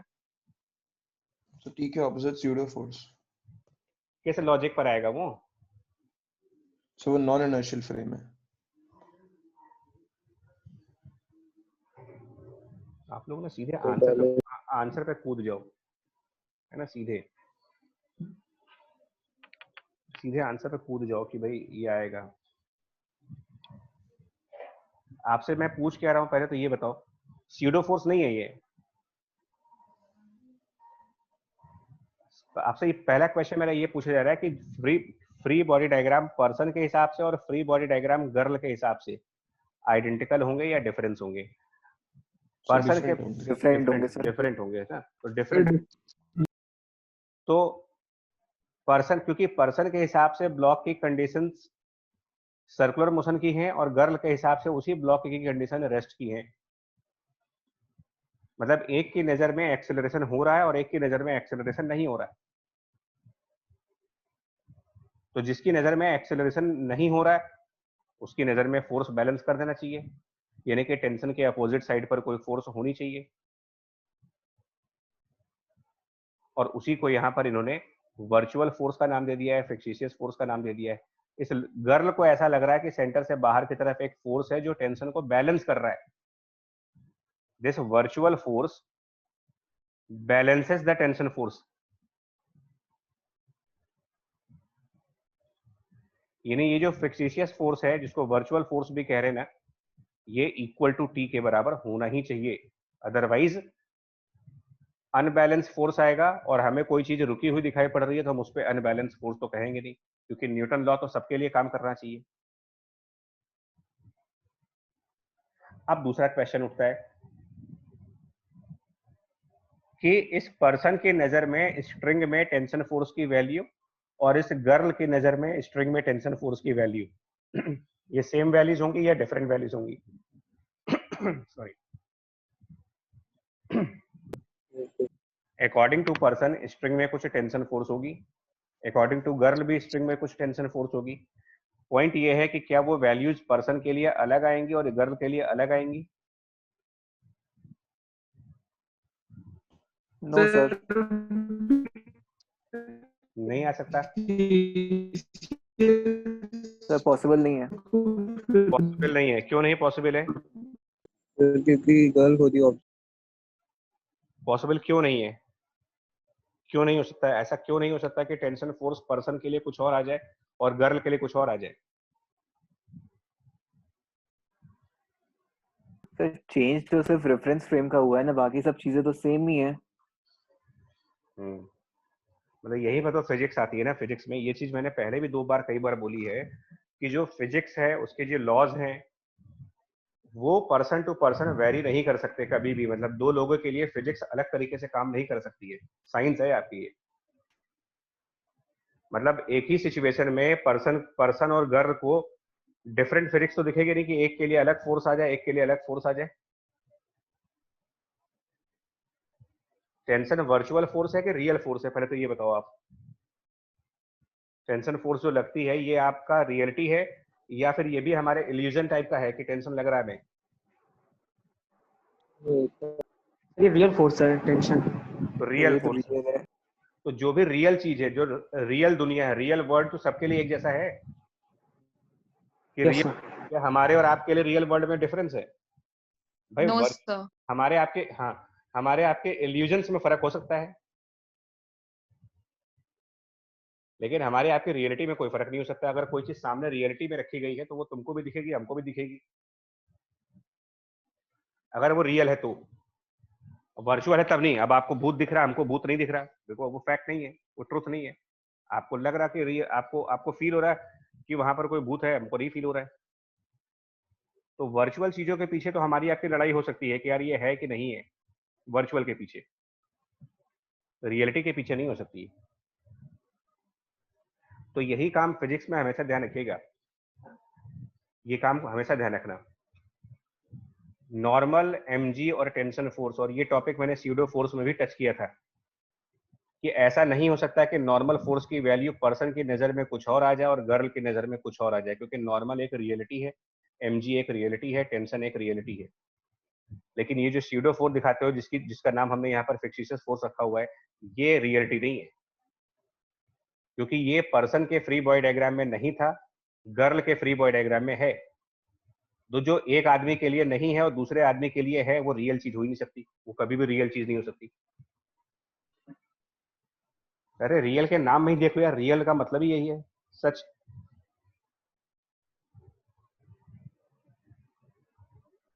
तो यहाँ पर न्यूटन लॉ, फिजिक्स, और मैं बता दूं एक बार, देखिए सबसे पहली बात, एक स्टेटमेंट ध्यान रखना, किसी भी फोर्स का डायरेक्शन और किसी भी फोर्स का मैग्नीट्यूड, अगर वो रियल फोर्स है तो उसका मैग्नीट्यूड और डायरेक्शन देखने वाले की नजर पे डिपेंड नहीं कर सकता कभी भी। अगर यहाँ 20 न्यूटन की टेंशन है तो आसपास जितने भी लोग आएंगे सबकी नजर में टेंशन की वैल्यू 20 न्यूटन ही आएगी। ऐसा नहीं हो सकता है कि हम फ्रेम बदल देंगे तो टेंशन हमको ज्यादा दिखने लगेगा, या फ्रेम बदल देंगे तो टेंशन कम दिखने लगेगा। ये नहीं हो सकता कभी। हाँ, फ्रेम बदलने से आपको एक वर्चुअल फोर्स दिख सकती है, ये हो सकता है कि फ्रेम बदलते ही आपको एक नई फोर्स दिखने लगी जिसको आपने कहा कि वर्चुअल फोर्स है, वो हमको नहीं दिख रही है। सर लेकिन वो तो मतलब सुनो भले, मतलब कि जो ये टेंशन फोर्स मैं कह रहा हूँ ना, टेंशन फोर्स गर्ल के लिए टेंशन फोर्स की वैल्यू और पर्सन के लिए टेंशन फोर्स की वैल्यू बिल्कुल बराबर होनी चाहिए। और गर्ल का ये भी कहना है कि टेंशन के बराबर ही फिक्सियस फोर्स होना चाहिए। दो आर्ग्यूमेंट सुनो पहले, आप आर्ग्यूमेंट दोनों सुनिएगा। गर्ल का कहना है कि टेंशन फोर्स और फिक्सियस फोर्स बराबर होने चाहिए, और इसके पीछे का रीजनिंग क्या है, क्यों ये दोनों बराबर होने चाहिए, ये दोनों फोर्स बराबर क्यों होने चाहिए, तो उसके पीछे उसका उसका आंसर क्या है, आर्ग्यूमेंट क्या है। गर्ल का ये कहना है कि भाई मुझे ये ब्लॉक चलता हुआ दिख ही नहीं रहा, तो जब मुझे ये चीज चलती हुई नहीं दिख रही है तो न्यूटन फर्स्ट लॉ के हिसाब से इस पे सारे फोर्स बैलेंस होने चाहिए, तो टेंशन के बराबर का फिक्सियस फोर्स होना चाहिए। ये है गर्ल का आर्ग्यूमेंट। चलिए अब पर्सन और गर्ल का आपस का आर्ग्यूमेंट। पर्सन कह रहा है यार कि मेरे पॉइंट ऑफ व्यू से एक टेंशन फोर्स टी लग रहा है, गर्ल कह रही है मेरे पॉइंट ऑफ व्यू से भी टेंशन लग रहा है। दोनों का ये कहना है कि क्योंकि ये टेंशन एक रियल फोर्स है, तो value of tension force person के नजर में और value of tension force girl की नजर में तो बराबर होने चाहिए। और पर्सन की नजर में टेंशन फोर्स कैसे निकाला था हमने, तो पर्सन की नजर में टेंशन फोर्स को ये कहते हुए निकाला जा रहा है कि वो सेंट्रीपिटल फोर्स है।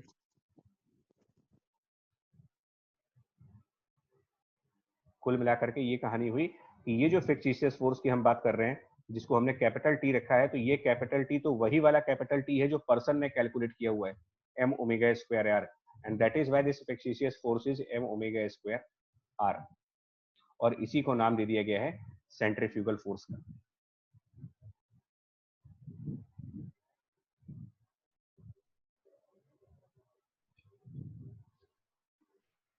इतना आसान नहीं होता, मैं बता रहा हूँ, साइंस की रीजनिंग समझना, और आसानी से समझ आ रहा है ना अगर, तो इसका मतलब वाकई में हम ओवर स्टेपिंग कर रहे हैं। दो बातें ये समझ पाना, नंबर वन, गर्ल का ये कहना है, इस पर्सन का कहना है कि मुझे 3 फोर्सेस दिख रहे हैं, गर्ल का कहना है कि मुझे 4 दिख रहे हैं, ठीक है, और इसमें कोई लड़ाई नहीं है, दोनों अपनी अपनी जगह सही है। तो पर्सन का कहना है कि टेंशन की वजह से ये बॉडी सर्कुलर मोशन कर पा रही है, इसीलिए टेंशन को सेंट्रीपिटल फोर्स के बराबर होना पड़ेगा। गर्ल का कहना है कि टेंशन को फिक्सियस फोर्स ने बैलेंस कर रखा है। फिर दोनों का कॉमन कहना है, दोनों का कॉमन कहना कि टेंशन फोर्स की वैल्यू तो हम दोनों की सेम आनी चाहिए, क्योंकि वो एक रियल फोर्स है। तो जो वैल्यू टेंशन फोर्स की पर्सन ने कैलकुलेट करी थी, वही वैल्यू गर्ल ने एक्सेप्ट कर ली। गर्ल का भी कहना है कि यार टेंशन फोर्स तो हमारे यहाँ भी उतनी ही होगी, जितनी तुम्हारे यहाँ टेंशन लग रही है उतनी मेरे यहाँ भी टेंशन लग रही है, लेकिन हमारे यहाँ की टेंशन को फिक्सियस फोर्स बैलेंस भी कर रहा है, इसीलिए फिक्सियस फोर्स की value M omega square R के बराबर हो गई। और यहाँ से हमने एक इनडायरेक्ट प्रूफ निकाला है, indirect proof of centrifugal force की, why the centrifugal force is written by m omega square r. The value of centrifugal force is mass of body omega square into the distance r. और ये किधर की तरफ दिखाया जा रहा है, सेंट्रीफ्यूगल फोर्स हम किस तरफ दिखा रहे हैं, डायरेक्शन ऑफ सेंट्रीफ्यूगल फोर्स, जिसको फिक्सियस फोर्स लिखा है इसकी डायरेक्शन। तो जो यहाँ पर सेंटर पॉइंट है ना, मतलब यहाँ से बाहर की तरफ।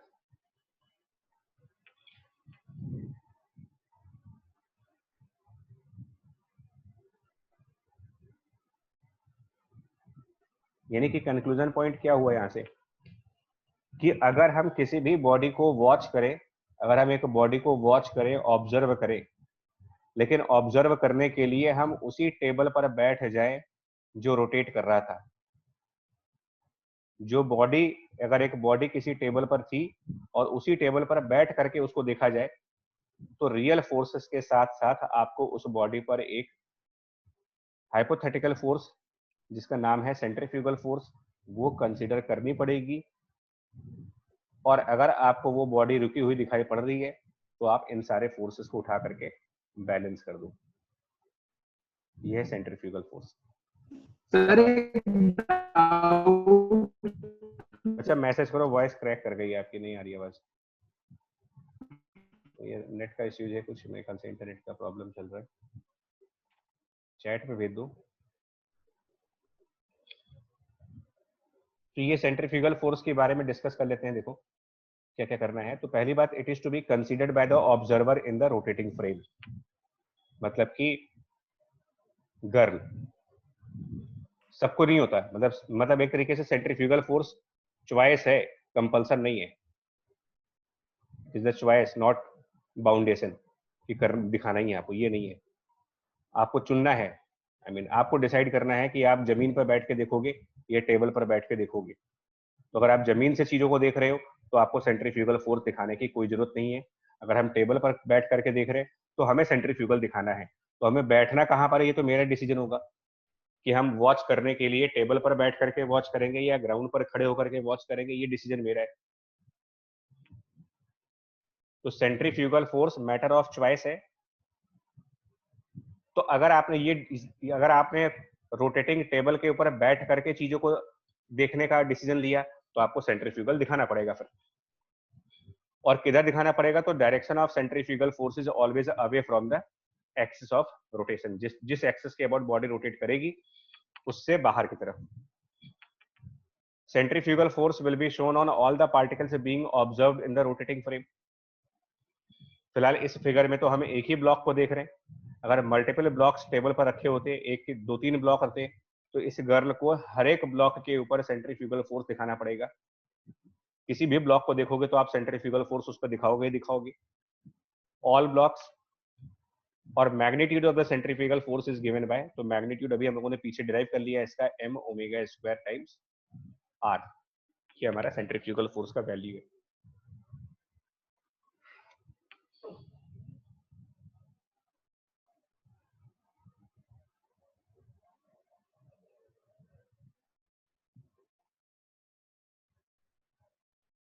Sorry Veer ji, centrifugal force is not a pseudo force. बच्चा मैं फिर बोल रहा हूँ आपसे, ये आप लोग अपने हिसाब से बोल रहे हो ना। सेंट्रीफ्यूगल स्यूडो कौन कह रहा है स्यूडो है? और अगर स्यूडो है तो ये कहां पर प्रूफ हुआ है कि ये डायरेक्शन एक्सेलरेशन के अपोजिट आएगा? हम इसको पिछले वाले स्यूडो फोर्स से मैच क्यों करा रहे हैं? कहीं नहीं लिखा हुआ है, कहीं नहीं लिखा हुआ है कि स्यूडो फोर्स ही सेंट्रीफ्यूगल है। सेंट्रीफ्यूगल की प्रूफ अलग है, स्यूडो फोर्स का प्रूफ अलग है। दोनों का बिल्कुल टोटल डिफरेंट लॉजिक है। अब अगर हमको किसी किताब में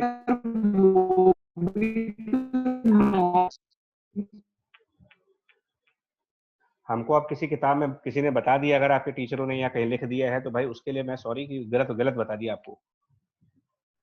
सेंट्रीफ्यूगल फोर्स के एक्ट होने का अलग कॉज है, स्यूडो फोर्स के एक्ट होने का अलग कॉज है। दोनों के कॉज अलग है।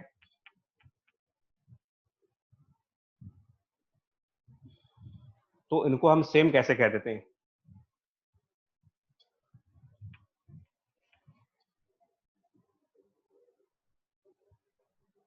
भाई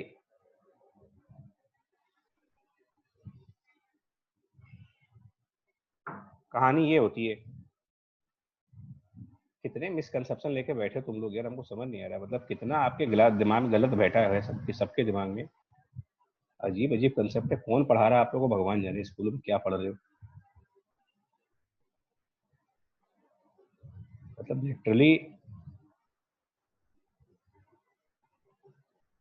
बर्बाद करके छोड़ेंगे तुम्हें।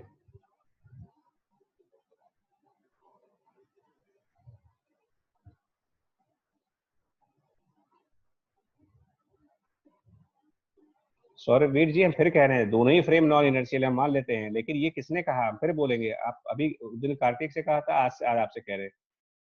आप मुझे सिर्फ इतना बताओ कि ये किसका लॉ है? जो भी आप बोल रहे हो वो किसका लॉ है, मुझे ये बता दो बस। या किसका प्रूफ है? मैं सिंपल सी बात है, क्योंकि हमारे दिमाग में सैकड़ों चीजें आएंगी तो हम सबको सही थोड़ी मान लेंगे। देखिए मैं क्या कह रहा हूँ कि मान लो एक प्लेटफॉर्म एक्सेलरेट कर रहा है, प्लेटफॉर्म मोशन में है, ठीक है। मतलब आप इसको प्लेटफॉर्म मान लीजिए और प्लेटफॉर्म एक्सेलरेट करे, तो ये बेसिकली एक्सेलरेट करने को हम कहते हैं कि ये ट्रांसलेट करना होता है, ट्रांसलेटरी मोशन। ट्रांसलेटरी मोशन का मतलब होता है सीधा चलना, स्ट्रेट लाइन पे चलना। अब अगर आप इसके ऊपर खड़े हो तो ये एक अलग सिचुएशन है, ये सिचुएशन ही अलग है। और दूसरी जगह पर आप ट्रांसलेट करने के बजाय किसी ऐसी जगह पे खड़े हो जो रोटेट हो रही है। टेबल मान लो टेबल रोटेट होती है ओमेगा से, और इसके ऊपर हमने कोई ब्लॉक रख दिया, टेबल के ऊपर हमने ब्लॉक रखा है और हम टेबल पर खड़े होकर के उस ब्लॉक को देख रहे हैं। तो ये दोनों सिचुएशन एक जैसी कैसे हो गई? दोनों कैसे, मतलब सिमिलर सिचुएशन कैसे हुई? हम टेबल के साथ साथ गोल गोल घूमते चले जा रहे हैं, रोटेशन हो रहा है यहाँ पर, और यहाँ पर आप सीधा आगे बढ़ रहे हो, ट्रांसलेशन हो रहा है। तो जहां ट्रांसलेशन है वहां पर तो आप कह सकते हो कि अगर एक्सेलरेशन ए होगा तो बैकवर्ड डायरेक्शन में हम m × a का स्यूडो फोर्स लगाएंगे। इसको स्यूडो का नाम देते हो आप, एक्सेलरेशन के अपोजिट। लेकिन जहां रोटेशन हो रहा है वहां पर वो स्यूडो के सिमिलर नहीं है। ये अब आपकी गलत फहमी है अगर स्यूडो के सिमिलर दिखा रहे हो। ये जिस एक्सिस के अबाउट टेबल घूमेगी उस एक्सिस से बाहर की तरफ हम दिखाएंगे m⍵² r। घूमते घूमते ये ब्लॉक जब राइट साइड आ जाएगा, ऐसे घूमते घूमते यही ब्लॉक जब राइट साइड आ जाएगा ना, तो यही सेंट्रीफ्यूगल फोर्स लेफ्ट साइड पर लगने की बजाय राइट साइड लगना स्टार्ट कर देगा। स्यूडो फोर्स नहीं है, इसलिए ये तो हम कहेंगे भी नहीं कि एक्सेलरेशन के अपोजिट आएगा। वो ट्रांसलेटरी में कहा जाता है। ये दो डिफरेंट थ्योरीज हैं, इनको आपस में हम मर्ज नहीं कर पाएंगे। भाई एक कंसेप्ट ट्रांसलेटरी मोशन का है और एक कंसेप्ट हमारा रोटेशनल मोशन का है।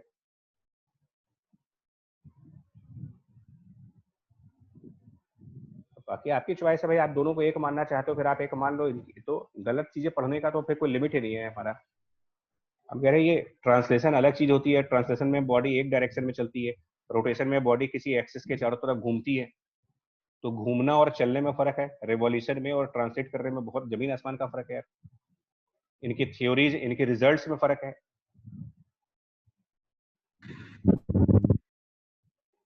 और अगर हमारा सेंट्रीफ्यूगल फोर्स स्यूडो फोर्स ही होता तो हम इसको नया नाम काहे को देते भाई? हम इसको कह देते कि ये pseudo force in the circular motion है। हमने इसको अलग से सेंट्रीफ्यूगल नाम दे रखा है। ठीक है, तो ये ध्यान रखना, ये थ्योरी अलग है। हाँ सर वो ठीक है, लेकिन सर वो स्यूडो फोर्स और सेंट्रीफ्यूगल दोनों एक्सीलरेशन के अपोजिट है ना? कहाँ लिखा है? किसने कहा तुमसे कि सेंट्रीफ्यूगल एक्सेलरेशन के अपोजिट है? ये तो मैं सुनना चाह रहा हूँ कि ये कहाँ लिखा हुआ है कि सेंट्रीफ्यूगल एक्सेलरेशन के अपोजिट होता है? सर सेंट्रीपिटल एक्सीलरेशन के अपोजिट। किसने लिखा है वही तो पूछ रहा हूँ। कहाँ आप बताओगे मुझे? मैं बताओ, इसका आंसर दूंगा, लेकिन कहाँ लिखा है भाई? किसके लॉ में लिखा है? किस थ्योरी में लिखा है ये चीज?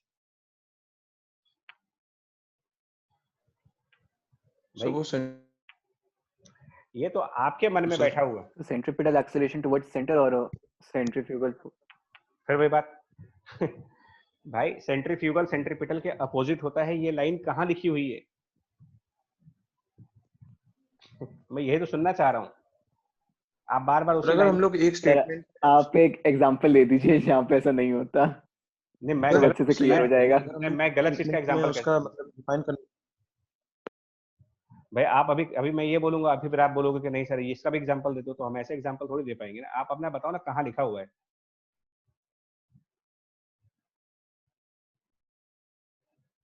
भाई एक लॉ बनता है, देखिए एक लॉ बनता है। एक लॉ ये है कि आपने किसी का मर्डर कर दिया तो आपको फांसी हो जाएगी। तो ये तो लॉ है। अब तो ये, अब आप कहो कि यार ये लॉ कहीं लिखा हुआ है, मतलब ये चीज कहीं लिखी हुई है, आई मीन मतलब बुक्स में लिखी हुई है, हमारे कॉन्स्टिट्यूशन में लिखी हुई है। अब आप कहें कि भाई हमने किसी का मर्डर कर दिया है, हमको आप प्राइज मनी क्यों नहीं दे रहे हो? तो अब मैं कहूंगा कि यार कहीं लिखा नहीं है, तो फिर आप कहोगे सर कोई एग्जांपल, कोई ऐसा केस बताओ जिसमें प्राइज मनी नहीं मिली है। तो यार समझो मेरी बात। मैं बार बार पिछले कई दिनों से आपसे कह रहा हूँ कि न्यूटन की 3 लॉज को आप पढ़ते रहिए। आप जो भी बोलिए उसके साथ बोलिए। ये कहीं पे नहीं लिखा हुआ है। यही सबसे बड़ा कंफ्यूजन है कि सेंट्रीपिटल के अपोजिट सेंट्रीफ्यूगल लगता है, और न जाने किसने बता रखा है ये चीज।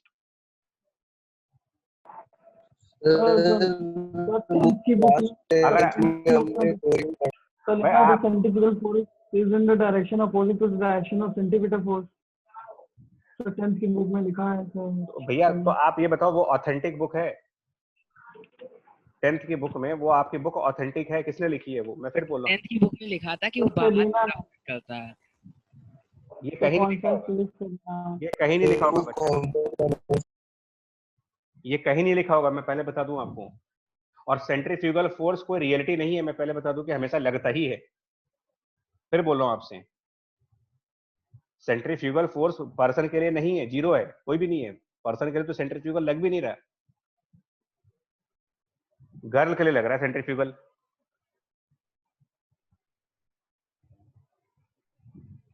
देखिए क्लैरिटी ऑफ कंसेप्ट इसी को कहा जाता है यार। और कोई जरूरी नहीं है कि जिस किताब से आप पढ़ के आ रहे हो वो किताब सही होगी, या आपको जिसने पढ़ाया है उसने सही पढ़ाया है। मैं तो सही चैलेंज करके बोल रहा हूँ कि जो ये बोल रहा हूँ 100% सही बोल रहा हूँ, इसको कहीं से रॉन्ग प्रूव कर दो। सेंट्रीफ्यूगल फोर्स आपकी चॉइस पे डिपेंड करता है कि आप देखने का नजरिया कहाँ से है आपका। और ये पहली बात एक्सिस से बाहर की तरफ दिखाते हैं। एक्सिस से बाहर की तरफ दिखाने का मतलब मैं एक दूसरा डायग्राम में दिखा दे रहा हूं तुम्हें।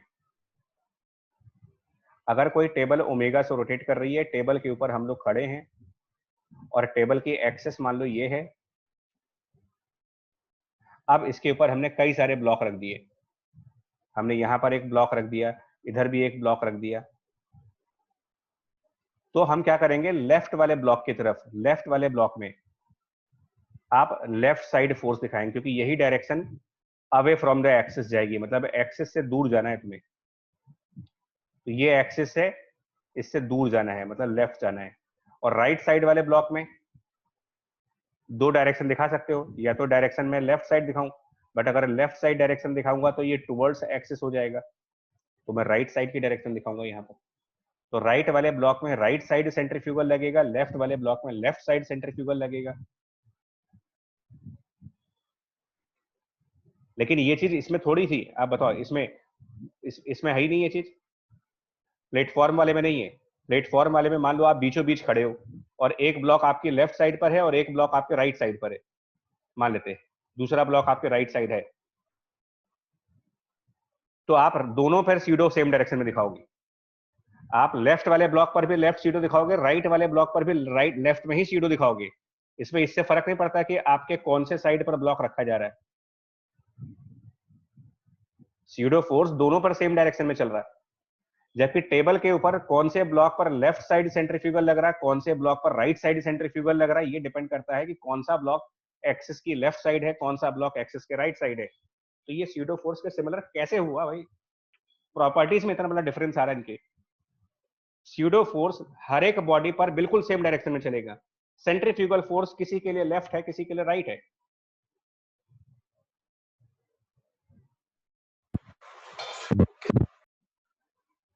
कंफ्यूज ना करिए, इसको बता रहा हूं, अगर ये कंफ्यूजन माइंड में बैठ गया फिर नहीं निकलेगा फिर कभी।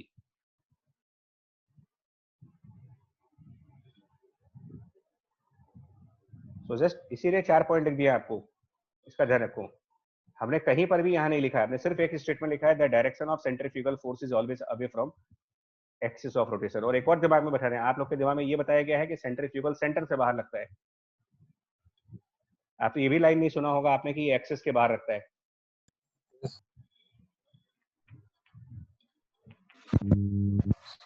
अब कुछ एग्जांपल करके दिखाएं तभी समझ में आएगा, ऐसा नहीं समझ में आएगा। देखिए पहला एग्जांपल ये देखो, find the coefficient of friction between the table and the block which can prevent the slipping of block on the table. Table rotates with the uniform angular speed. ये ओमेगा कांस्टेंट चल रहा है, mu निकालना है और slipping prevent करनी है। तो प्रिवेंशन ऑफ स्लिपिंग का मतलब एक चीज बताओ, पहले कौन सा फ्रिक्शन होना चाहिए जब भी स्लिप ना कर रहे हो। अभी पीछे स्टार्टिंग में भी यही बताया गया था, नेचर ऑफ फ्रिक्शन स्टैटिक, ठीक है। अब ये आप डिसाइड करो कि इस ब्लॉक को आप वॉच कहां से करना चाहते हो। सेंट्रीफ्यूगल फोर्स कंपल्सन नहीं है कोई हमारे लिए, कोई हमारे ऊपर कोई डंडा लेके नहीं चल रहा है कि सेंट्रीफ्यूगल दिखाना ही तुमको। चॉइस है हमारी, हमारा मन करेगा मैं सेंट्रीफ्यूगल से क्वेश्चन को करूंगा, मेरा मन करेगा मैं सेंट्रीफ्यूगल से नहीं करूंगा, मजबूरी थोड़ी है मेरी कोई। भाई ग्रेविटी कंपल्सन है, ग्रेविटी लगेगी, वो मेरे सोचने से हट तो जाएगी नहीं। लेकिन फिर भी क्योंकि हम समझाना चाह रहे हैं आपको, तो हमने यहाँ पर कहा कि चलिए एक काम करते हैं यार, किसी इंसान को टेबल पर खड़ा कर देते हैं और उस इंसान से कहते हैं कि तुम ही कैलकुलेट कर दो। तो ऑब्जर्वर ऑन टेबल ले लिया हमने, ऑब्जर्वर ऑन टेबल, क्योंकि ये थोड़ा सा कन्वीनियंट होता है। अब हम इसका फ्री बॉडी डायग्राम दिखाएंगे तो क्या दिखाएंगे, हम कहेंगे नॉर्मल रिएक्शन फोर्स काम कर रहा है यार, एमजी का फोर्स काम कर रहा है।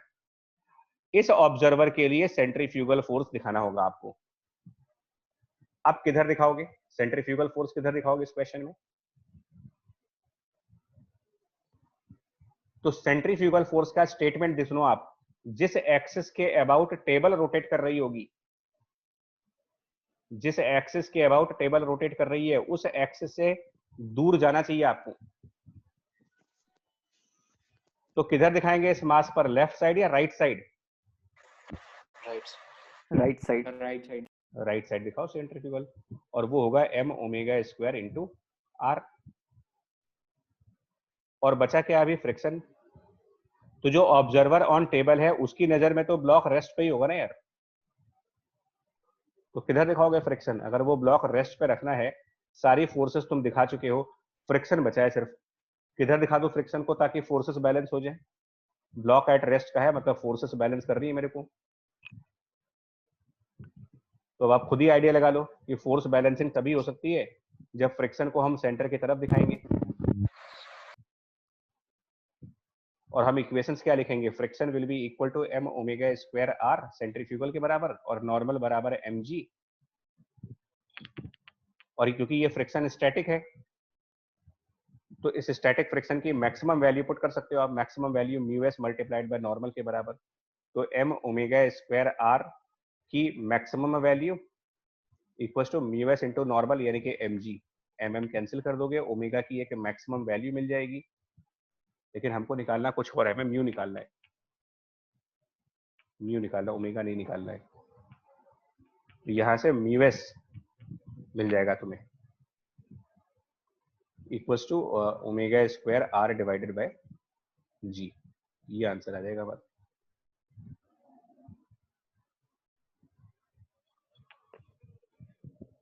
भाई देखो, थ्योरी एक्सेप्ट करने में बड़ी दिक्कत होती है, बहुत ज्यादा दिक्कत होती है। जुगाड़ कर देना, टाइम पास करके क्वेश्चन को करवा देना, निकल जाना वहां से, ठीक है? बिकॉज अल्टीमेटली झेलोगे आप, पढ़ाने वाले भी निकल जाएंगे, किताब वाले भी निकल जाएंगे, जो सफर करेगा वो तुम ही सफर करोगे इससे। किसी की लाइफ अगर डिस्टर्ब होनी है इससे तो वो आप ही हो, पढ़ाने वाले की भी नहीं होने वाली।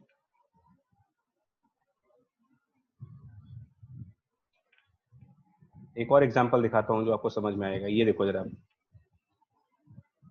गलत कंसेप्ट किस तरीके से आपकी लाइफ, मतलब किस तरीके से टॉपिक को खराब करते हैं। हेमीस्फीयर के अंदर ये पार्टिकल है और हेमीस्फीयर घूम रहा है, स्मूथ है, फ्रिक्शन नहीं है यहाँ पर, और पार्टिकल अंदर रेस्ट पे है। तो ओमेगा निकालना है इसमें, कितना ओमेगा होगा। मैंने डिसीजन लिया कि मेरा ऑब्जर्वर हेमीस्फीयर के अंदर जाएगा, ये मेरा डिसीजन है।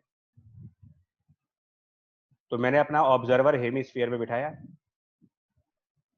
अब मैं बताओ कौन कौन से फोर्स दिखाऊंगा इस मास के ऊपर, कौन कौन से फोर्स दिखा दूं मैं इसके ऊपर? टेंशन फोर्स, एक तो mg नॉर्मल, इसमें टेंशन नहीं आएगा, रस्सी नहीं है कोई, नॉर्मल आएगा, नॉर्मल और mg। और सेंट्रीफ्यूगल दिखाओगे क्योंकि तुम्हारा ऑब्जर्वर जो है, ऑब्जर्वर हेमीस्फीयर के में है और हेमीस्फीयर घूम रहा है। तो किसी नहीं भी सर, आपने कहा ना कोई स्ट्रिंग नहीं है सर, वो ग्रीन कलर की लाइन क्या है? वो रेडियस दिखाई है हमने। अच्छा सर। हाँ वो रेडियस है, वो चाहो तो हटा देते हैं वहां से, वो जस्ट रेडियस को दिखाने के लिए था, इसको रिमूव कर दे रहे, रेडियस यहाँ दिखा दे रहे, ठीक है ना? वो मास है सिर्फ, यहाँ पर रेडियस से अलग से दिखा देते हैं। चलो, तो नॉर्मल mg ये दो लगेंगे, लेकिन क्योंकि हमने ये डिसीजन लिया कि ऑब्जर्वर हेमीस्फीयर के अंदर है तो हम इसमें सेंट्रीफ्यूगल दिखाएंगे। किधर दिखाएंगे अब? देखो बैड कंसेप्ट कैसे कैसे आपकी लाइफ खराब करेगा। कुछ लोग सेंट्रीफ्यूगल ऐसे दिखाते हैं, सेंटर से बाहर, ये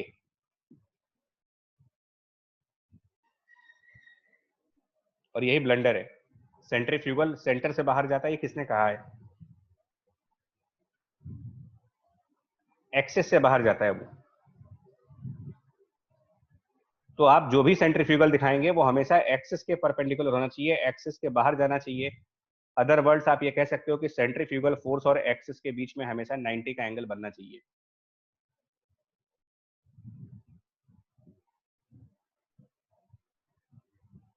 और इसकी वैल्यू कितनी होगी? अभी भी कंफ्यूजन बता रहा हूं। m ओमेगा स्क्वायर आर, वो तो मैंने पीछे लिखा नहीं था इसलिए कि डिस्कस करने के बाद लिखूंगा मैं यहाँ पर। जो ये m ओमेगा स्क्वायर आर है, इसमें r क्या है यहाँ पर? आर क्या चीज है इसमें? तो ये डिस्टेंस है किस चीज का? बताओगे आप जरा, आर क्या है इसके अंदर? Between axis and object. हाँ, between the object and axis.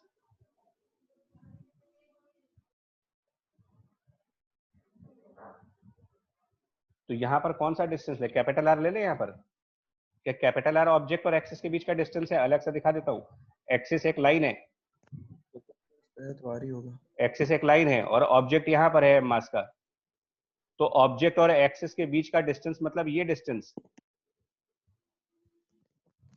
ये आर है। ये और ये कैपिटल आर आप सेंटर से दिखा रहे हो इसको, ये डिस्टेंस कैपिटल आर दिखा रहे हो, और ये एंगल थीटा मान लेते हैं। तो भाई कहां से इस, यानी जो स्मॉल आर होगा वो basically capital R sine theta के बराबर लिखना पड़ेगा तुम्हें।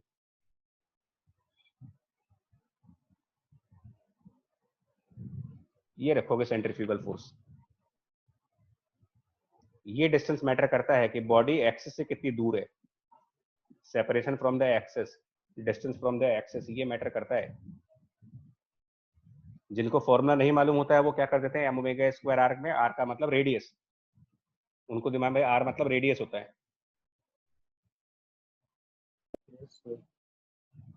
तो ये बच्चा भाई देखो क्या है ना, इतनी रॉन्ग तरीके से, जो अब क्या कहें हम इसको, भी सिस्टम ही हमारा ऐसा बना हुआ है कि सब दिमाग में कूड़ा भर दिया जाता है, उसके बाद हम लोग को निकालने में इतना टाइम लगता है उसको। एनीवे तो ये फोर्सेस हो गए। अब आपका क्या है, बॉडी रेस्ट पे है, बॉडी रेस्ट पे। तो बैलेंस कर दो फोर्सेस को, फोर्सेस बैलेंस कर दिया। अब उसके लिए इसे एन को रिजॉल्व करना होगा, तो एक अलग सा डायग्राम दिखाते हैं। अलग से डायग्राम में इधर एम जी, इधर centrifugal M omega square R sine theta, और ये जो नॉर्मल है इसका ये एंगल थीटा था यार, यहाँ पर ये वर्टिकल से थीटा एंगल बन रहा था। तो एन को रिजॉल्व करके ऊपर बनेगा एन कॉस थीटा और लेफ्ट साइड बनेगा एन साइन थीटा। अब बैलेंसिंग किसको करनी है देख लो, कौन सा फोर्स किसको बैलेंस कर देगा। बैलेंस क्यों करना है? क्योंकि रेस्ट पे है। भाई हमारे तो हर स्टेटमेंट का लॉजिक में देता जा रहा हूँ। ये काम क्यों करना है? क्योंकि रेस्ट पे है। ये काम क्यों करना है? न्यूटन की लॉ लग रही है। कोई बिना आर्ग्यूमेंट का तो स्टेटमेंट लिखते ही नहीं है साइंस में भाई। विदाउट आर्ग्यूमेंट कैसे चल सकते हो? ये दो इक्वेशंस बनेंगी इसमें। अब इसी में नेक्स्ट में यहाँ रफ कर दिया इसको, फ्रिक्शन फ्रिक्शन इंक्लूड कर दिया, रफ हो गया यहाँ पर। अब कैसे निकालेंगे? फिर से ये ग्रीन कलर से कंफ्यूज मत होइएगा, ये ग्रीन कलर हटा दे रहे हैं यहाँ से। ग्रीन कलर जो था वो बेसिकली रेडियस के लिए था, तो ये चीज दिखाई गई थी आपको, रेडियस। तो अब यहीं पर फोर्सेस दिखा लेते हैं। mg, फिर से ना मेरा ऑब्जर्वर हेमीस्फीयर के अंदर ही रहेगा, ज्यादा अच्छा होगा। Normal, centrifugal away from the axis, again बोल रहा हूं आपको। और ये गलती से भी आप एम ओमेगा स्क्वायर आर मत कर देना, ये गलत है। मैं पहले गलत वाली चीज दिखा देता हूँ, गलत क्या है। एम ओमेगा स्क्वायर आर और ये axis, this is wrong, wrong centrifugal है ये। और किस वजह से गलत हो रही है? क्योंकि जो कैपिटल आर है वो ये डिस्टेंस नहीं है, और हमें मास और एक्सिस के बीच में डिस्टेंस चाहिए था, वो कैपिटल आर तो है नहीं, इसलिए गलत है। दूसरा कंसेप्ट जो गलत करते हो, सेंटर से बाहर की तरफ दिखाना, सेंटर से बाहर ले जाकर के एम ओमेगा स्क्वायर आर दिखाना, ये भी रॉन्ग है। ये दो रॉन्ग है, ये दो कॉमन मिस्टेक्स हैं जो सब लोग करेंगे ही करेंगे। मैं इतना समझाऊंगा उसके बाद भी तुम मानोगे तो है नहीं, क्योंकि तुम लोग ट्रस्ट करोगे, मानोगे वही बातों पे जो स्कूल में बता दिया जाएगा, क्योंकि वो डांट देते हैं, वो हड़का देंगे तुम्हें, तुमको प्रेशर में ले लेंगे, और तुमको पता है कि तुम्हारा फाइनल एग्जाम का नंबर उनके पास है, तो तुम उनकी बात सुन लोगे।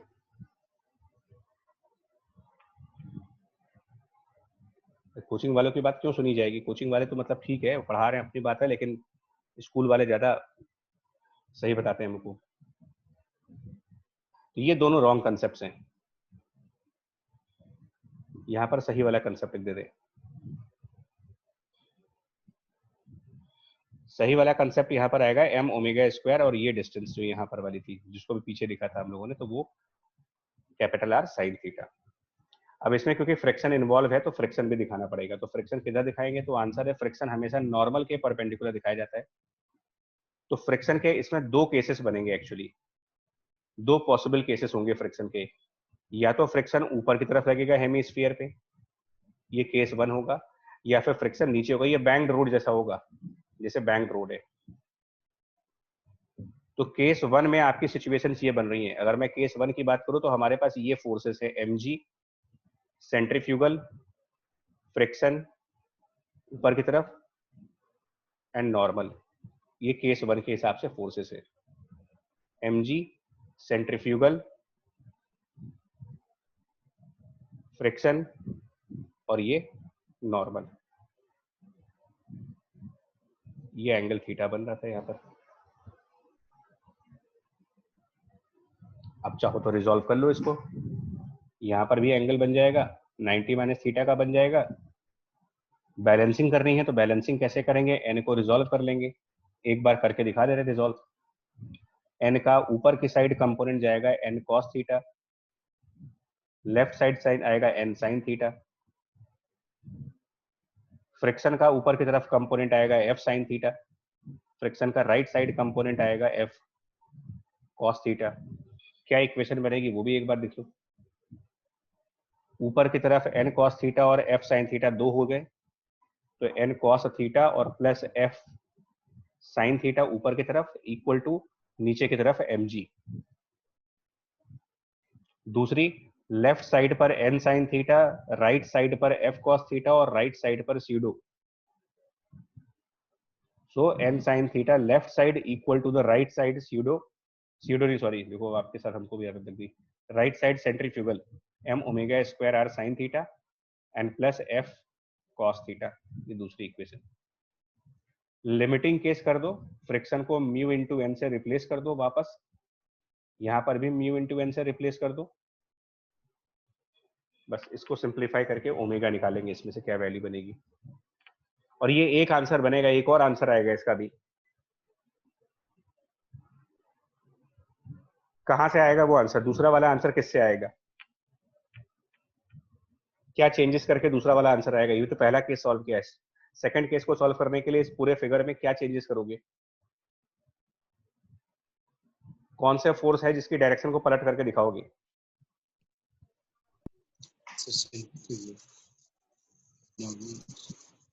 नॉर्मल कैसे पलट जाएगा, फ्रिक्शन नॉर्मल बॉडी पुश करने की बजाय पुल करने लग जाएगी। मतलब सारे लॉ के धज्जे उड़ा दो आप लोग।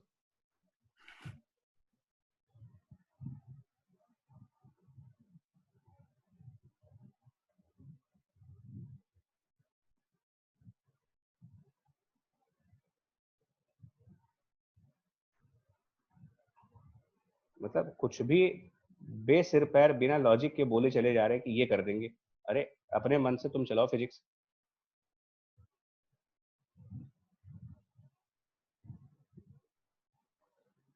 फ्रिक्शन की ही डायरेक्शन बदलेगी, जो नॉर्मल के 90 डिग्री नीचे सेकंड केस, तो उसके हिसाब से इक्वेशन बना लेना है। मतलब यहाँ पर एक्चुअली जो फ्रिक्शन के कंपोनेंट से ये बदल जाएंगे, राइट वाला कंपोनेंट लेफ्ट हो जाएगा, ऊपर वाला कंपोनेंट डाउनवर्ड हो जाएगा, अलग इक्वेशंस बनेगी।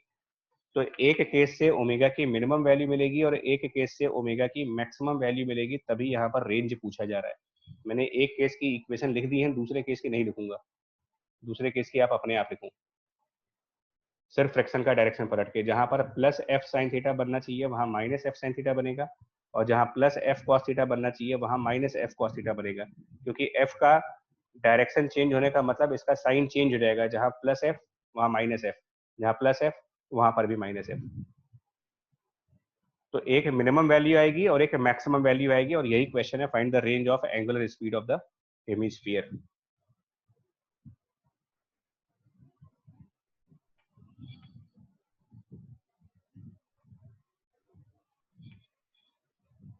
और ये दो आपको सेल्फ है, ये HCV का मैं बता दे रहा हूँ आज कौन सा क्वेश्चन करना है 28। इसमें एक ग्रूव है, तो ग्रूव क्या होता है ये बता देता हूँ आपको। ग्रूव इस टाइप की फिगर्स होती हैं, जैसे कहीं पर बीच में दरार आ जाए ना, इसको ग्रूव कहते हैं, तो ये मैंने सिर्फ इसलिए दिखाया ताकि आपको ग्रुप समझा पाऊँ। ये सामने एक लैमिनेटेड बोर्ड है, तो ये जो अंदर का ये खांचा होता है ना, ये अंदर वाला पोर्शन, इसको ग्रुप कहते हैं। ये जो चीज आती है ये ग्रुप कहलाती है। तो आप ग्रुप समझ सकते हो, इसलिए मैंने बता दिया कि ग्रुप क्या होता है, क्योंकि इस क्वेश्चन में उसी को मेंशन किया है इन्होंने। ठीक है ना, स्मूथ ग्रुप। तो ग्रुप किस चीज को कहते हैं वो बता दिया आपको, तो फिगर समझ में आएगी। एक ये क्वेश्चन करना है और एक ये क्वेश्चन है 30th। इन दोनों में सेंट्रीफ्यूगल का एप्लीकेशन है। इन दोनों क्वेश्चंस में सेंट्रीफ्यूगल फोर्स यूज करके क्वेश्चन सॉल्व करना है। एप्लीकेशन ऑफ सेंट्रीफ्यूगल के क्वेश्चन से 2 क्वेश्चन हैं इसमें एचसीवी के, 28th और 30th।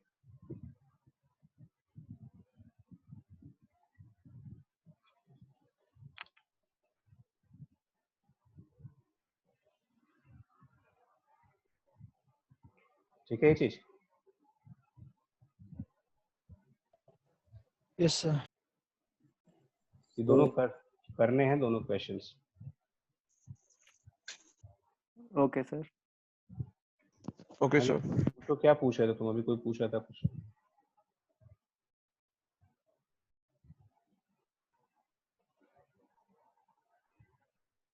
देखो पहले तो ये सारा नोट्स अच्छे से पढ़ लो। क्या करता था? तो ये खत्म ही हो गए, क्वेश्चन ही बचे हैं। तो ये 2 क्वेश्चन हैं, लेकिन मैं ये चाह रहा था कि पहले खुद कर लो।